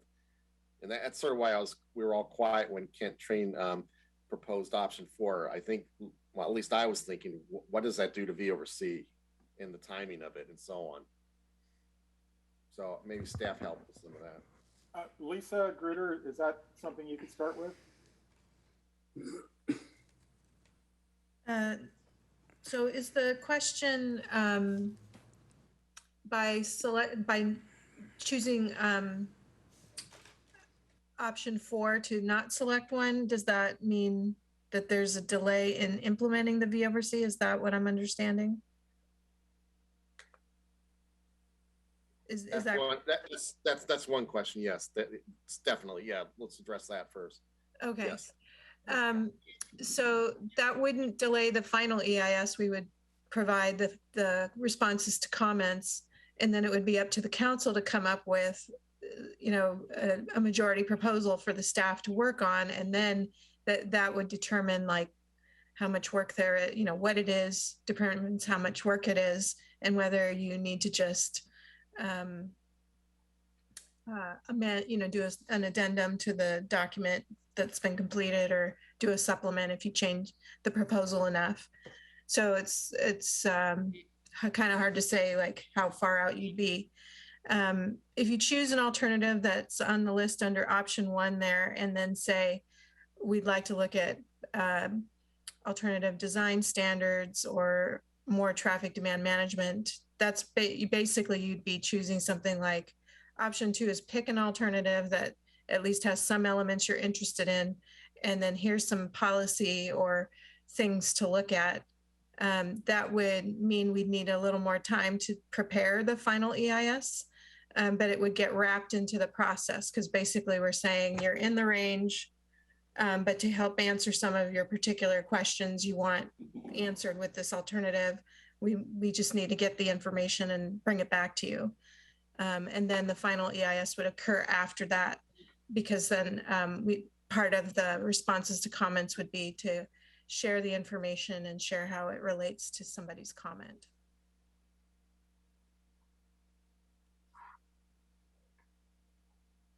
I can add, Councilmember Ross, I think your second part of that question was about delaying the implementation of VORC. Is that correct? Yeah. So I think everything Lisa said is great and relates to the final EIS. I think where you could see potential delay in implementing the VORC, if that is what the majority of the council wants to pursue, is if the docket request is not set. So if the council does not put the code and comp plan amendments on the docket for 2022, I think that would be a significant delay, because we would have to wait until the next docketing process at the end of 2022 for work in 2023. So that would be the biggest part of delay in implementing the code and comp plan amendments. So how much wiggle room do we have to successfully docket?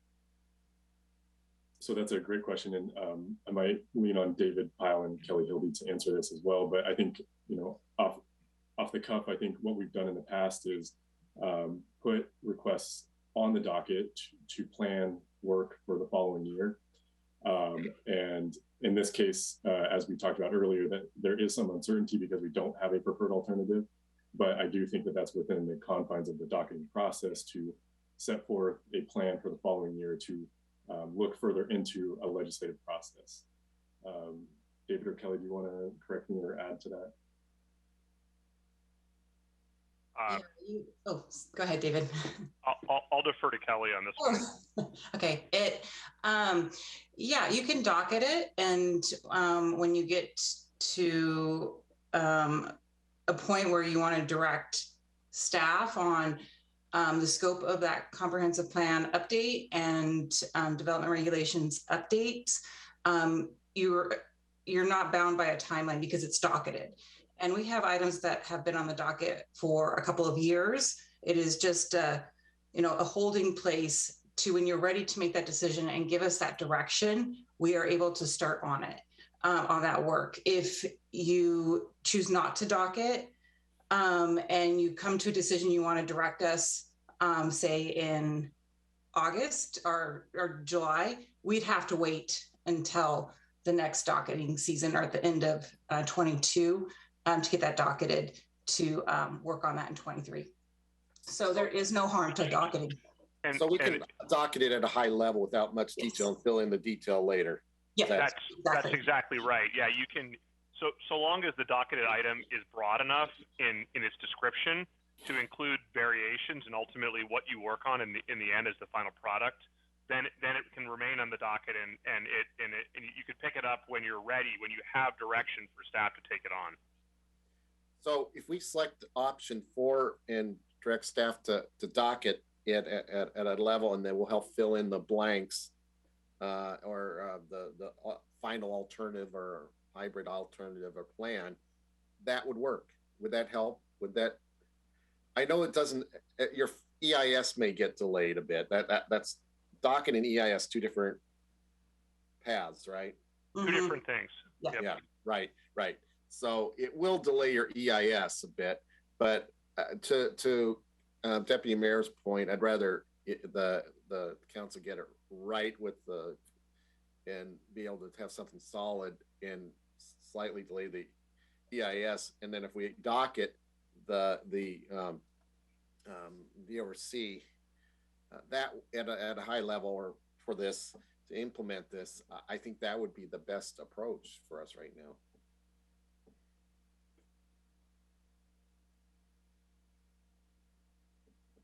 Madam Mayor, I want to point out that my hand is up. So you see it and pass me by again. Okay, Councilmember Trine. Oh, Madam Mayor, can you see that my hand is up? Yeah, I have Councilmember Trine next, though. Did you have your hand up before he did? Well, it looks like it. When I look over on the participants, mine is up there. I think he skipped over me, but it's okay. Go ahead, Christy. Okay, I was just, I have a proposal because council controls when we can do the docket one time a year unless there's an emergency, in which case we can get at it a second time. We don't have to do the docket in a certain month. We could push out our own docket if we wanted to. We just can't do it more than once a year. So if we didn't do the docket in December and we docketed things in February, is that not a viable option in order to get around the whole docket issue? David or Kelly? So just to clarify, you can only make changes to your comprehensive plan once a year. So that's the limitation. The docketing is just that administrative process that says, this project, as a result of this EIS, we're going to make changes to the comprehensive plan and development regulations. It's not defined right now because we need to complete that EIS and that work.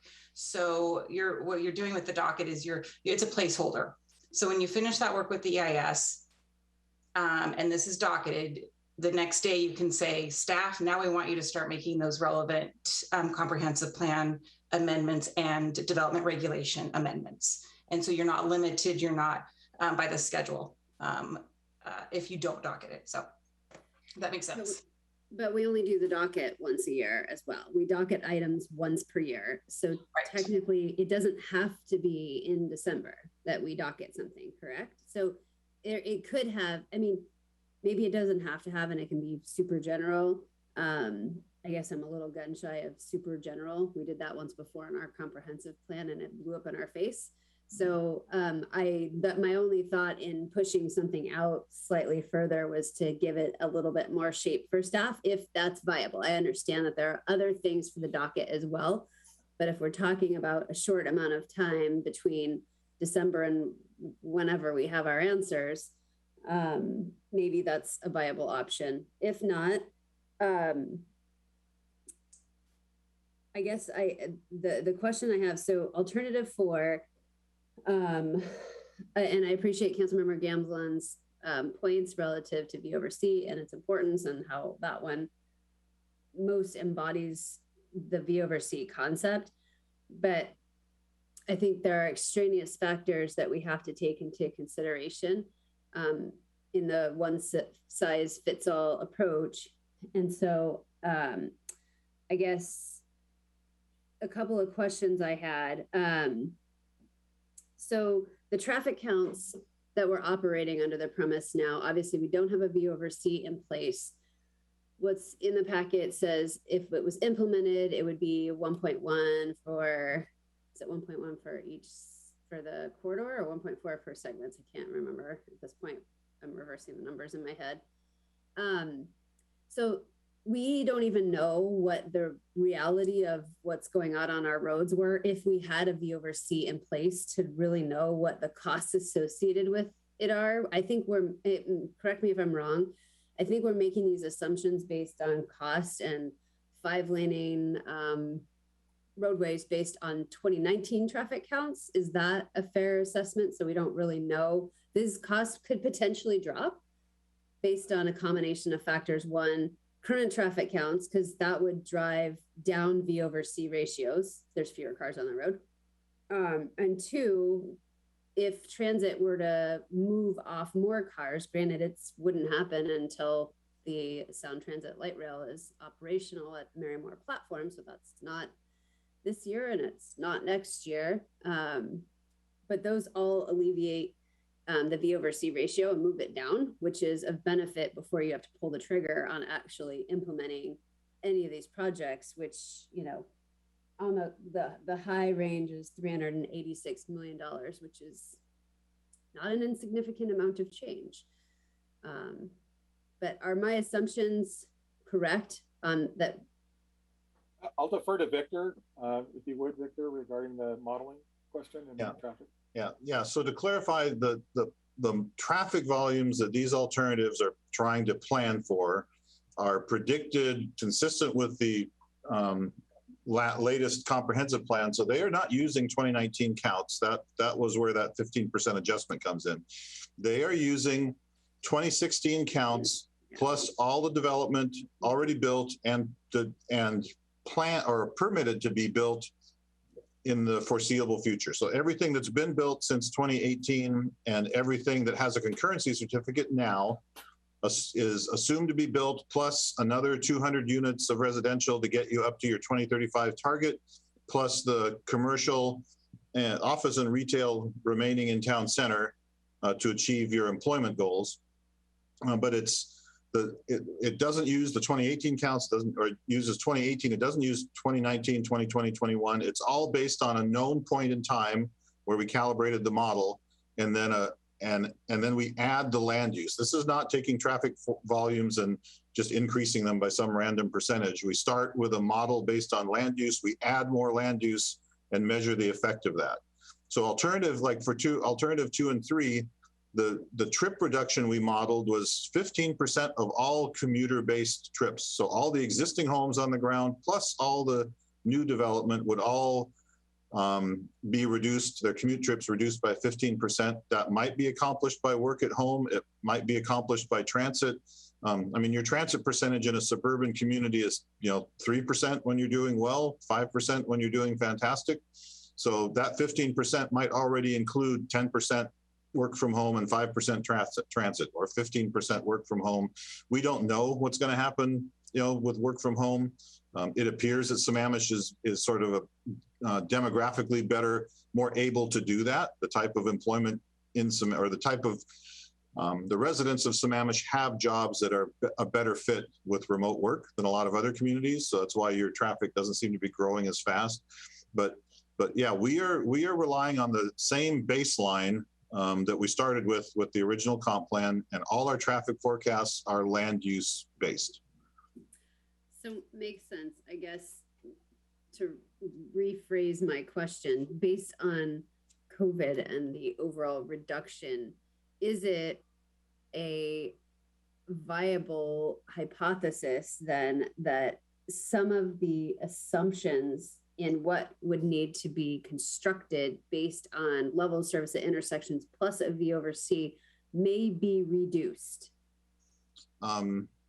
So alternative 3 accounts for that reduction in terms of, you can see how it has fewer segments that require improvement. That's the only difference between alternative 2 and 3, is we've reduced future trip generation.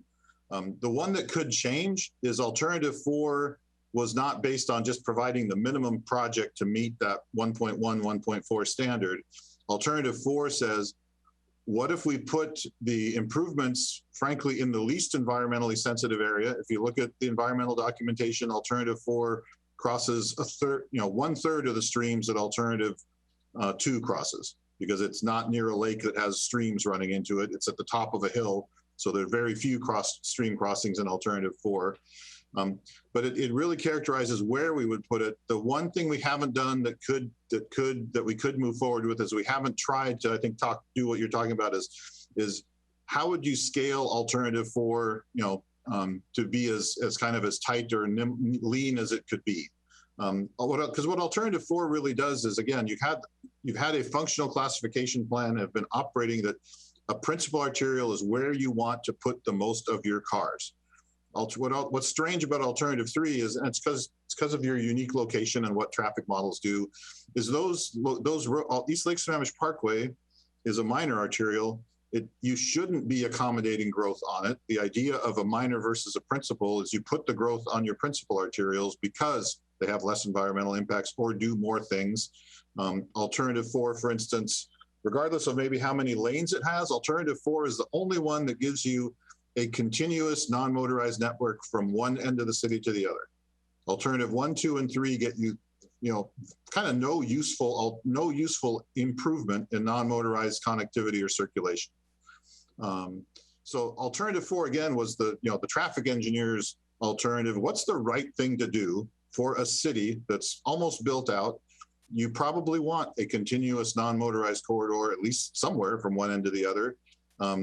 In order to support transit doesn't work unless you can walk to the bus stop and unless you have a shelter to wait in while it's pouring down rain in the winter, or that you can cross the street safely once you get off the bus and your house is across, you're going to cross the street at one end of your trip or the other, either when you get on or off, unless you're going to a transit center. So that's what we tried to do in sort of the non-V over C evaluations. V over C is one piece of a very big decision. And it's really intended to, under GMA, the V over C threshold is intended to trigger the timing of when you want your urban streets. So part of this conversation is what is an urban street in Sammamish? Is it a 2-lane road with 6-foot shoulders and no turn lane and no sidewalk, no bike lane, not even a curb between the pedestrians that are there? Or is it I characterize a 5-lane Sahalee Way is not a 5-lane highway, it's a 5-lane urban street with all the amenities of an urban road and the separations between users that you have in other comp plan policies. So that's the main difference. I mean, we've kind of 15% reduction in commute trip traffic is big. That's a lot of trips. And so we've accounted for that in alternative 3 and 4. Alternative 3 is just look strictly at V over C and close your eyes to environmental impacts and everything else. Alternative 4 is where would we put increased capacity, regardless of how much you want. If you want a little more capacity or a lot more capacity, where does it make sense for a city? And running it through the middle appears to make a lot of sense. One of the things you may notice is alternative 2 and 3 have more improvements on Issaquah Falls City Road. The reason for that is because the traffic model assigns traffic destined to Klahani all the way around the city on Highway 202 because they can't get there on Sahalee Way and 228th. So in terms of travel time, they're going 45 or 50 miles an hour or faster on 202 all the way around, coming back up Issaquah Falls City to get to Klahani Way, instead of going down 228th to Issaquah Pine Lake Road to get to Klahani. So that's why you notice the vehicle miles of travel are actually lowest on alternative 4 because in one sense, it's the most efficient street network in terms of shortening trip lengths. There's the volume of traffic. How many trips do we have on every road? But the other piece is how long are the trips? You can reduce greenhouse gas emissions and fuel consumption and environmental impacts by making trips shorter, by not causing them to divert because there's no capacity. So there's a tremendous amount of information I encourage you to look at and also think about, don't let V over C, V over C is intended to, like I said, determine when you need improvements to a standard you all agree on. Now, if the current street standard is a little too big and requires a little too much right of way, maybe that's something of a refinement to one of the alternatives could look at. But I just wanted to clarify that that's one of those main differences. And we're not, we're kind of so far behind on capacity now that, the little tweak, the 15% tweak between alternative 3 kind of gives you an idea of how much you save by reducing trip generation. You get a few more segments off, but I'd encourage you to think about how everything else works. How do bicycles work? How do pedestrian work? If you really want transit, then a bicycle and pedestrian network that connects every transit stop along every arterial. It's kind of how big cities with successful transit work. You can get off the bus and walk, maybe a third of a mile to the destination you really want without that last quarter mile or half mile of your trip being frightening or dangerous. Okay, so Council, before we continue, we have to extend. Move to extend to 10:30. Okay. Do I have a second on that? Second. Okay. All those in favor say aye. Aye. Opposed? None. Okay, thank you. Okay. So that was a lot, Victor. I appreciate it all. It's just a lot, and I appreciate you distilling some of those things. So I'm going to put you on the spot a little bit here. You're a taxpayer here. Here's what I want to do. You tell me which option, or maybe it's option 5, which isn't even on this list yet. I want to be very conscientious of where we lay asphalt down in consideration of the environment, but also I don't want to be stealing people's backyards for roadway. I want to be sure that we can take into account, if we're able to buy service, that then reduces how much money we have to spend on projects, assuming it takes cars off the road. What else do I want to do? Well, I don't want to spend an arm and a leg. Where do I land here? Am I on option 4, or I feel like I'm not on this page 23. I'm on page 23 and a half that doesn't exist yet. Okay, and I want to remind council, we do have a motion on the floor. So option I guess kind of sticking with the motion, option 4 versus alternative 4. So I'll talk about option 4. Oh, sorry, not option 4, alternative 4. The fact that they're both sitting on here, sorry. I'm talking about alternative 4. All right, sorry. that's what I want to clarify. Yep. So, I mean, as a taxpayer, nothing's free. And I'm not the only one. It's expensive. I would want to point out that I've never seen a city yet that pays 100% of a roadway project cost. That's pretty darn rare. So that 300 million may sound like a lot. Depending where you do the projects, if they are multimodal and they make sense and they support transit, then you could assume up to 50% of that money is going to come from somewhere else. If you improve sort of random things that don't create connections to the rest of the regional system, you're going to pay a lot more out of your own pocket. So I just want to throw that out there.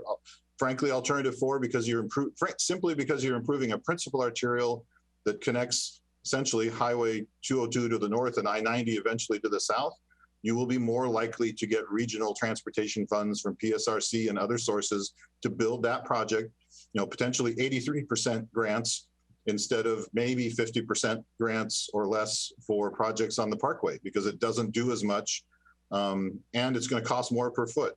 In terms of the right-of-way that's required, alternative 2 and 3, when you work along the parkway, buy houses. Alternative 4 buys lots of strips of land in some places, but again, as we talked about, since it's always been a principal arterial, it already has more right-of-way available for whatever widening you might choose than the parkway. So in terms of, if you just look at sort of some simple criteria outside the alternatives, East Lake Sammamish Parkway has less available right-of-way for improvement and provides less functional benefits, serves fewer pedestrians, serves fewer bicyclists, already has a non-motorized facility from north to south on it. 228 going through the heart of town does have it in the middle of town, but doesn't go anywhere beyond that. You know, there are big holes in it. You won't be able to get, you know, you won't be able to ride a bike to the new high school if you live north of 40th, because the new high school down there, if it gets built, will build bike lanes from 40th south, but you won't be able to get to them very well. You'll be on a 2-lane road with lots of cars next to you. So just again, it's the traffic engineer / resident. You know, we haven't, you know, frankly, all the residents of Sammamish have not invested in a urban transportation system. We have spent a lot of time maintaining a suburban, almost rural network, and building some pieces of an urban network. So do I need to pay some more? If I, again, what's your level of service worth? If a non-motorized friendly city is worth it, you got to pay for it somewhere. But the ability to get funding is much higher for alternative 4. Available right-of-way is already more available right-of-way is there. I don't think you have to buy any golf course holes or any houses. The right-of-way that we looked at was, you know, strips of backyard, not full acquisitions. But the right-of-way we looked at on East Lake Sammamish Parkway, because you have a trail on the west side, all the widening goes east. The driveways are super steep. By the time you widen the road east, the driveway to the house doesn't work, and you're buying the whole thing. You're spending $1 million a parcel versus spending, you know, a couple $100 a square foot for strips of land on top of the hill and crossing fewer streams. So I think if the cost is the big issue, then again, looking at refinements to how wide it really is. Again, as I pointed out, the non-motorized facilities and amenity zone are wider than the new lanes you would need on 228th and Zahalie Way. But everybody seems to want those. So that's the challenge you have. So here's what I'm trying to get at so that I can get off, and there's obviously plenty of other council members that want to ask questions. I want to know that I'm not chained to option 4 and all of the asphalt that comes with it and the dollars. Yeah. Because there are other circumstances out there to which we don't have answers on, and that's why I might be able to be convinced to move over and support Councilmember Gamblin's motion. I keep saying option 4. It's because that's staring at me right there instead of alternative 4. I'm not looking at option 4. So if I keep saying that, just know I'm talking about alternative 4. But I don't want to overbuild, right? I mean, it's like the school districts. They don't want to build big high schools that have empty classrooms. That's a waste of money. I don't want to lay asphalt down if the cars don't need to be on it because we bought service and so there's less cars on the road. So I just want to know I'm not chained to $300 and whatever million and all that asphalt. It isn't just a matter of dollars, it's dollars and impact. I'll take a shot at answering that, and then I'll let Lisa correct anything I say that's wrong. The purpose of the EIS, I think Lisa mentioned it earlier, Lisa Gruder, is we're creating a bookend of environmental impact. You can do things that create less environmental impact than what is in the EIS. So if for any option, if option 2, if we figure out a way to make the northern segment of East Lake Sammamish Parkway work as a narrower roadway to reduce the impacts, that potentially could work out. May require an addendum to explain how we got there, but maybe not starting from scratch. So one of the advantages of the option 4, it kind of leaves all the cards on the table, and you can do anything, not anything. You can take reasonable action between those bookends. Some combination of things between alternative 1 and alternative 4 that doesn't impact, corridors we haven't looked at all. An alternative that says, well, we're just going to build a brand new 5-lane road on a new right-of-way, and we're just going to buy a whole row of houses somewhere else and leave the other roads alone. That would be sort of way outside the scope of what we looked at. But if you come up with a slightly narrower option 4 or option 3 that has a one less segment, if we figure out a way to take a segment off somehow, I think those are within the range of alternatives that have been analyzed and required a minimal amount of work to allow you to do that as you move through the process.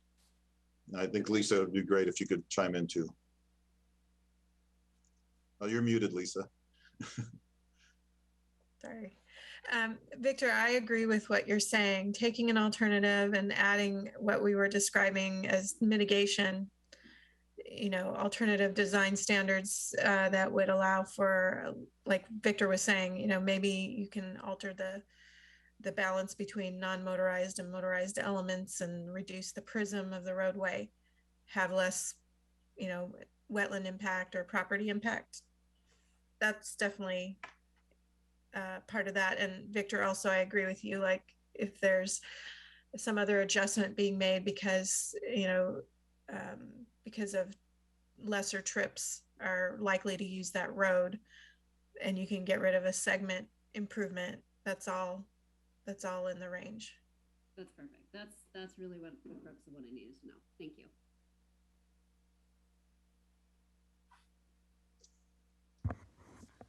Councilmember Treen. So the city's concurrency standards needs to be updated. So it's important for us to adopt the EIS. We need to update then the comp plan and establish the via oversee with, in this case, with an alternative. So if that's what we're doing, and after what was just described to us and answered, the questions answered, the Deputy Mayor Malchow just spoke, I will be in favor in supporting the motion provided by Councilmember Gamblin. Because there's no need to delay the standard right now while we work out maybe a mitigation for alternative 4 in option 1. And the risk that we take by not making that decision, it's just not a risk I'm willing to take. Thank you. I'm in support of the motion.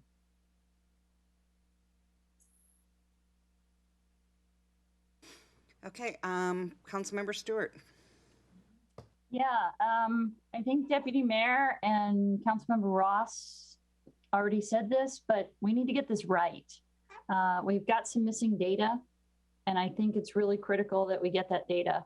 And in part, it's because every single comment that we've received has said, we don't like any of these alternatives. So I think we need some more data.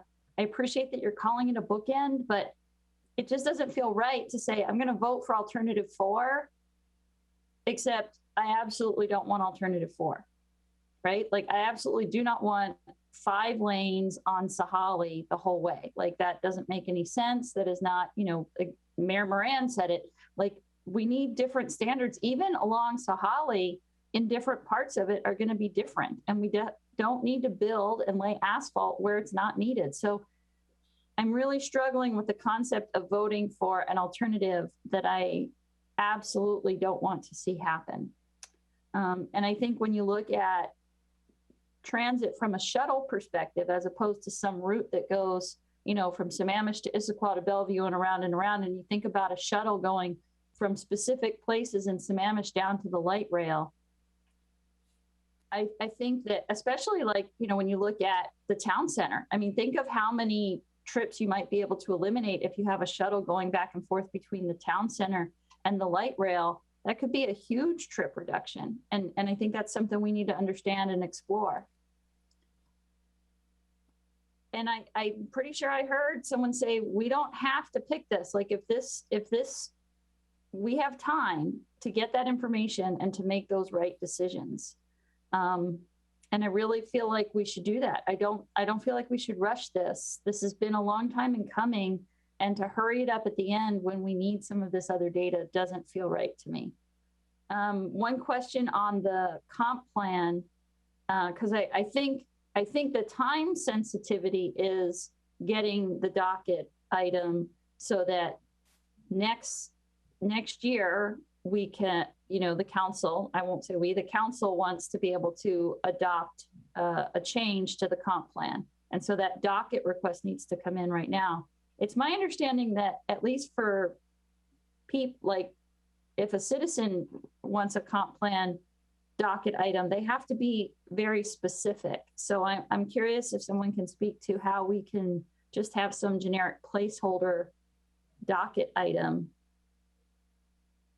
because I didn't think that was allowed. I thought if we're going to put something on the docket, it has to be fairly specific. Director Pyle or Deputy Kelly, would you be able to answer that?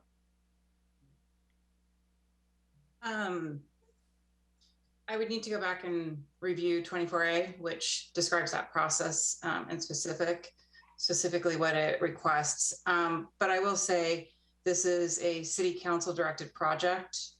This is the final piece to this EIS, and the final EIS is to, potentially make those updates to the comp plan and development regulations. So you have directed us to do that work. And this is just, again, like I've said before, an administrative process, that docketing process, to allow you to do those comprehensive plan amendments associated with this EIS and those development regulations as appropriate. So for a private citizen to come in and say, I just want to make a change to the comprehensive plan, yeah, we'd ask for more information because it would be a citizen request. It's not a city council direction. Okay, and if you said this already, I apologize. It's been a long 2 days. What is the specific date that we have to make the comp plan docket item? When do we have to decide on that? Is that today, or is that December 7th or December 14th? December 7th is the public hearing, and that would be followed by deliberation and, vote by the council to docket or not docket. Okay, so do you need a motion today for a docket for the 7th, or would we make that motion on the 7th? It's already gone through planning commission. So this item has already been reviewed by the planning commission. You're just going to go through that legislative process of taking public comment, or opening up the public hearing, closing the public hearing, and making a decision to move forward with it in 22 and put it on the docket. So it's in process right now. Okay. You don't need to make a decision related to the docket tonight. Perfect. So that's already happening, and that's separate happening. And that's the thing that has the super time sensitivity. David, decision here. If I could add some clarification. So in Title 24A, specifically 24A 10010, item F, the annual docket shall be created by City Council's approval of a resolution that lists the requests that have been placed on the docket. And then it goes on to say the City Council may deny, approve, or modify the docket request at its discretion. So the point there is that once it's on the docket, the council can choose to modify it and amend it at its discretion. So even if there is a high level of precision included, the council can, as a legislative body, choose to amend that docket item. Okay, great. So I think that docket item's happening. So we could ask the staff tonight to come back with the additional information that Deputy Mayor has laid out and make a decision on the EIS once we have that additional data. And if that happens December 7th or December 14th or the first week in January, that would be fine. It may push the final work from March to April, but that's not necessarily going to push back the docket item. It's just, right? It's not necessarily going to affect the comp plan amendment change. I don't believe so. I believe that the council can choose to take legislative action once it's docketed at any time subsequent. The example that Kelly gave earlier is we have some items on the docket that have been there for several years that the council could still choose to take action on in short order if they chose to do so because they had been docketed and have remained on the docket. Okay. Well, then my general take is we've got great public engagement on this. We have a few pieces of information that I think we need to have, and I don't think we should make a decision on this tonight until we get some of that information. Okay. That would be my take. Thank you. Thank you. Okay, and then Oh, good, I get to speak. Well, it's been a very long evening on this discussion. I think about an hour and a half ago, I said alternative 4, and I'm looking at it and I'm still on alternative 4 because it says transportation capacity improvements intended to address transportation needs holistically. So everything we're talking about is in there in alternative 4. Is there additional stuff that we want to add? Absolutely. So do we want to add the discussion of how do we perhaps add some transit stuff into the light rail? Yes. But we can do that as a supplemental into the EIS. Is that correct, David Pop? It's something that we can add later on. We can add in a supplement if we wanted to. So my understanding is yes. I would defer to Lisa with that question. I think you're asking, can we choose to add additional analysis if we are further refining an alternative at a later date? Yes. So, and if we want to do additional mitigation on, hey, we want to expand the scope of this to do additional mitigation on one of the surges that's in here, I think we were already told we could do that. So it just seems to me like delay, it just doesn't make sense to me. So I will be supporting alternative 4. And I'm going to go to the next here, which is Councilmember Gamblin.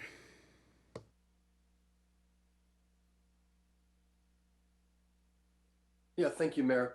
So just the last statement toward my motion is, I keep hearing could be this or potentially that, or there's no rush here. And I think we're well beyond these maybes. As I mentioned, 3 members of the council already voted on this, bravely decided on this, and put a flag in the ground. I know Councilmember Stewart fought tooth and nail against the V over C when it was originally discussed and voted on, so I would expect her to continue to push back. But I would really like to encourage and be aware that alternative 4 is the closest that I can see to a V over C that was enacted. And it's what we've been looking to do. It's what we've been pushing to do. It's what was originally voted on. Not exactly, but pretty darn close. So my question is, if it was voted on already, why keep delaying this? Let's implement alternative 4. If we need to tweak it and make options and work on it as we go forward, then wonderful. Let's do that. I think we all know we have that ability. But for goodness sake, it's right here in front of us. Let's make a vote and push alternative 4. So I would call the question if we could. Okay, so now we have a call for the question. So all those in favor of calling the question, say aye. Aye. Aye. Opposed? Nay. Nay. Okay, so it is 4-2. I think we have 6 people here tonight. I just have one more question. Okay. That would be up to Councilmember Gamblin. Do you mind if she asks one? Is it a quick question? It actually is, and I think it's a really critical one. Okay, because we are down to 2 minutes. So is it real quick? I understand. Super fast. Even if we vote on this and approve alternative 4, it doesn't immediately enact V over C. That still has to go through the comp plan amendment, correct? Yes. So there's no hurry in doing this. We can wait for that additional information. It is not going to speed up the implementation of the V over C in the comp plan, correct? But not doing it will slow it down. No, David Pyle said it won't. With any amount of time, we continue to Point of order. The question has been called. Okay, so yeah, We're past that though, because the will of the council was overruled and we've got questions going. So yeah, so we're done with questions. We're done with debate. We've called the question. So Lita, will you do a call?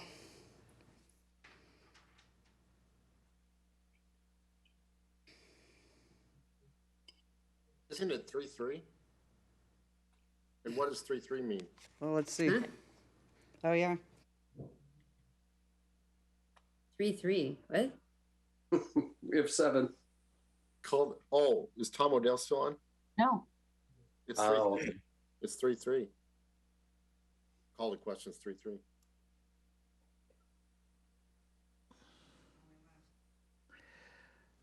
Well, I'm going to interrupt this program and move to extend till 10:40 because we're at 10:30. I'll second that. All those in favor, say aye. Aye. Aye. Aye. What was the motion? Sorry, I keep getting disconnected. All right, to extend to 10:40.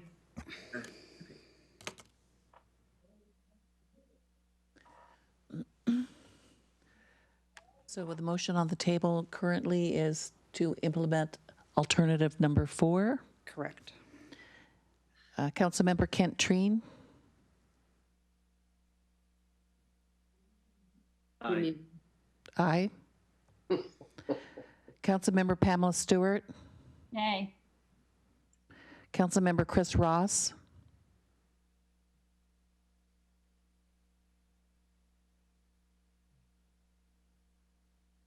Question was 3-3 on call the question mean yes, call the question?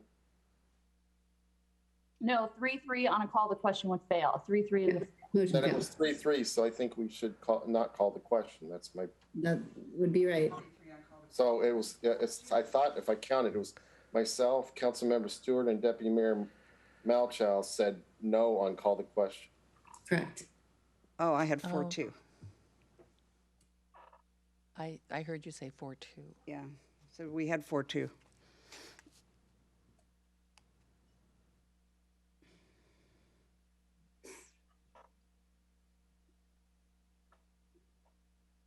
So would you like more debate, or what is it? Still got a motion on the floor. It doesn't change that we've got a motion on the floor. Would you like more debate on the motion on the floor? I have my hand up.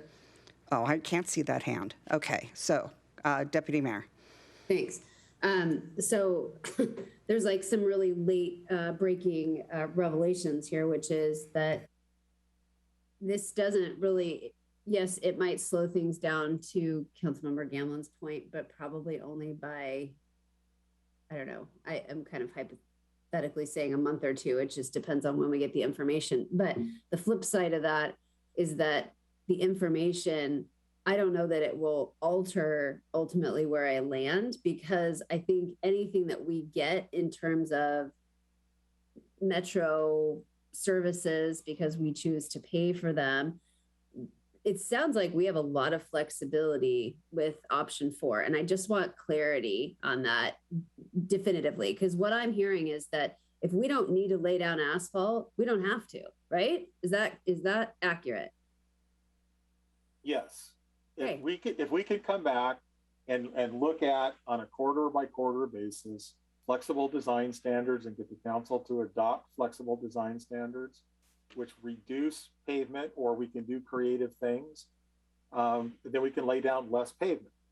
As long as we can get the throughput on the vehicles that the model's telling us that we need. But there's these exterior or edge treatments that Victor was referring to that we either need to combine or do something else with, or have, node to node sections where we do certain things. So there's opportunity for flexibility. There's also the opportunity to come back and how are we going to implement this financially, which we haven't had a chance to look at yet.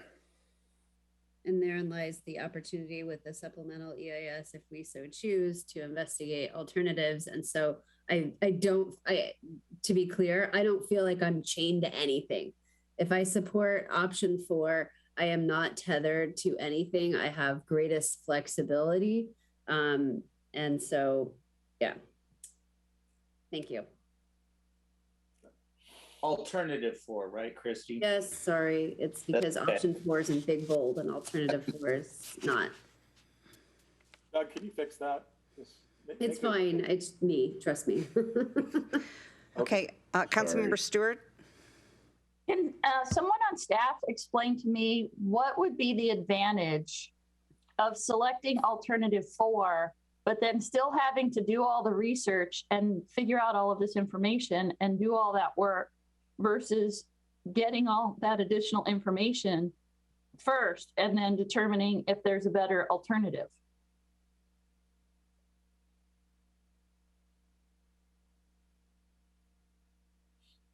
I'm going to look for the rest of the team. Does anybody want to take a shot at that? I think we've tried to answer it, but Sure. David? I think it's the same answer we had before to a similar question, which is if you delay the EIS 1 month by, the start of the FEIS by 1 month, well, then the final output of the FEIS is delayed by 1 month. And how does that affect ultimately your ability to implement comprehensive plan changes? Well, it would delay your ability to take action on an upcoming potential comprehensive plan amendment until the FEIS has reached completion and any administrative process that goes with adoption of an FEIS has reached completion. So I think that really is where the delay lies. Now, you could also, on the flip side, say that if you didn't complete the analysis up front, and you wanted to add that information later, and that required you to do an addendum, or that required you to do a supplemental EIS, that then would be time you'd have to tack on later in the process. So it really just depends on your the adequacy of information in front of you as decision makers, because ultimately at the end of the day, an EIS is really just a disclosure document that's intended for you to assist you in your decision making to understand what the potential range of impacts are with this proposed action. So it feels like doing a supplemental EIS might actually delay the final outcome longer than waiting a couple of weeks and seeing how long it's going to take to get the information now to see if we want to put the alternative in here. If the information resulted in a supplemental or addendum. Right. So it sounds like it's more efficient to give you guys a couple of weeks and come back and say how long you think it's going to take us to get this information than to make a decision now and have to do a supplemental, because that would actually be longer. So from an efficiency standpoint, it sounds like giving you guys a couple of weeks to figure that out is probably going to actually get an end result faster. Because I do think that there are some big outstanding questions that probably would require a supplemental EIS, because it would be different enough from alternative 4 that we'd have to do that. And if it turns out not to be the case, right, then you can move forward with this rather quickly. So, all right, thanks. Can I add something? This is Doug. Of course, Doug. One of the things that we haven't quite talked about when we are talking about delay is that in January we will have three new council members that we'll need to bring up to speed on this, and so that adds some time as well. So that's something that staff needs to consider as well in terms of extra meetings and extra work done to just bring those 3 members up to speed on all of the previous work over the last year and a half. But aren't you going to have to bring them up to speed anyway? Because you're still going to have to make decisions on what you're actually going to do. So don't they still need to get up to speed no matter what? That's correct. And what we talked about on October 19th was the idea that putting a resolution together and giving that sort of more formality and direction on the next steps of the EIS would be a much more efficient approach to that.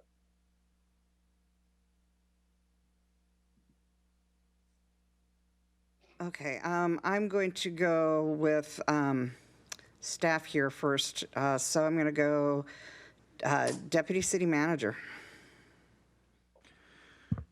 Thank you, Mayor. I will be brief. I just want to be clear, and I'm not weighing in any way, shape, or form, but I'd like to be clear and advocate for my staff a little bit on the amount of time that it's going to take to get that information on the possibilities for transit. I will say that it's going to be a minimum of at least a couple of months. We're heading into the holidays.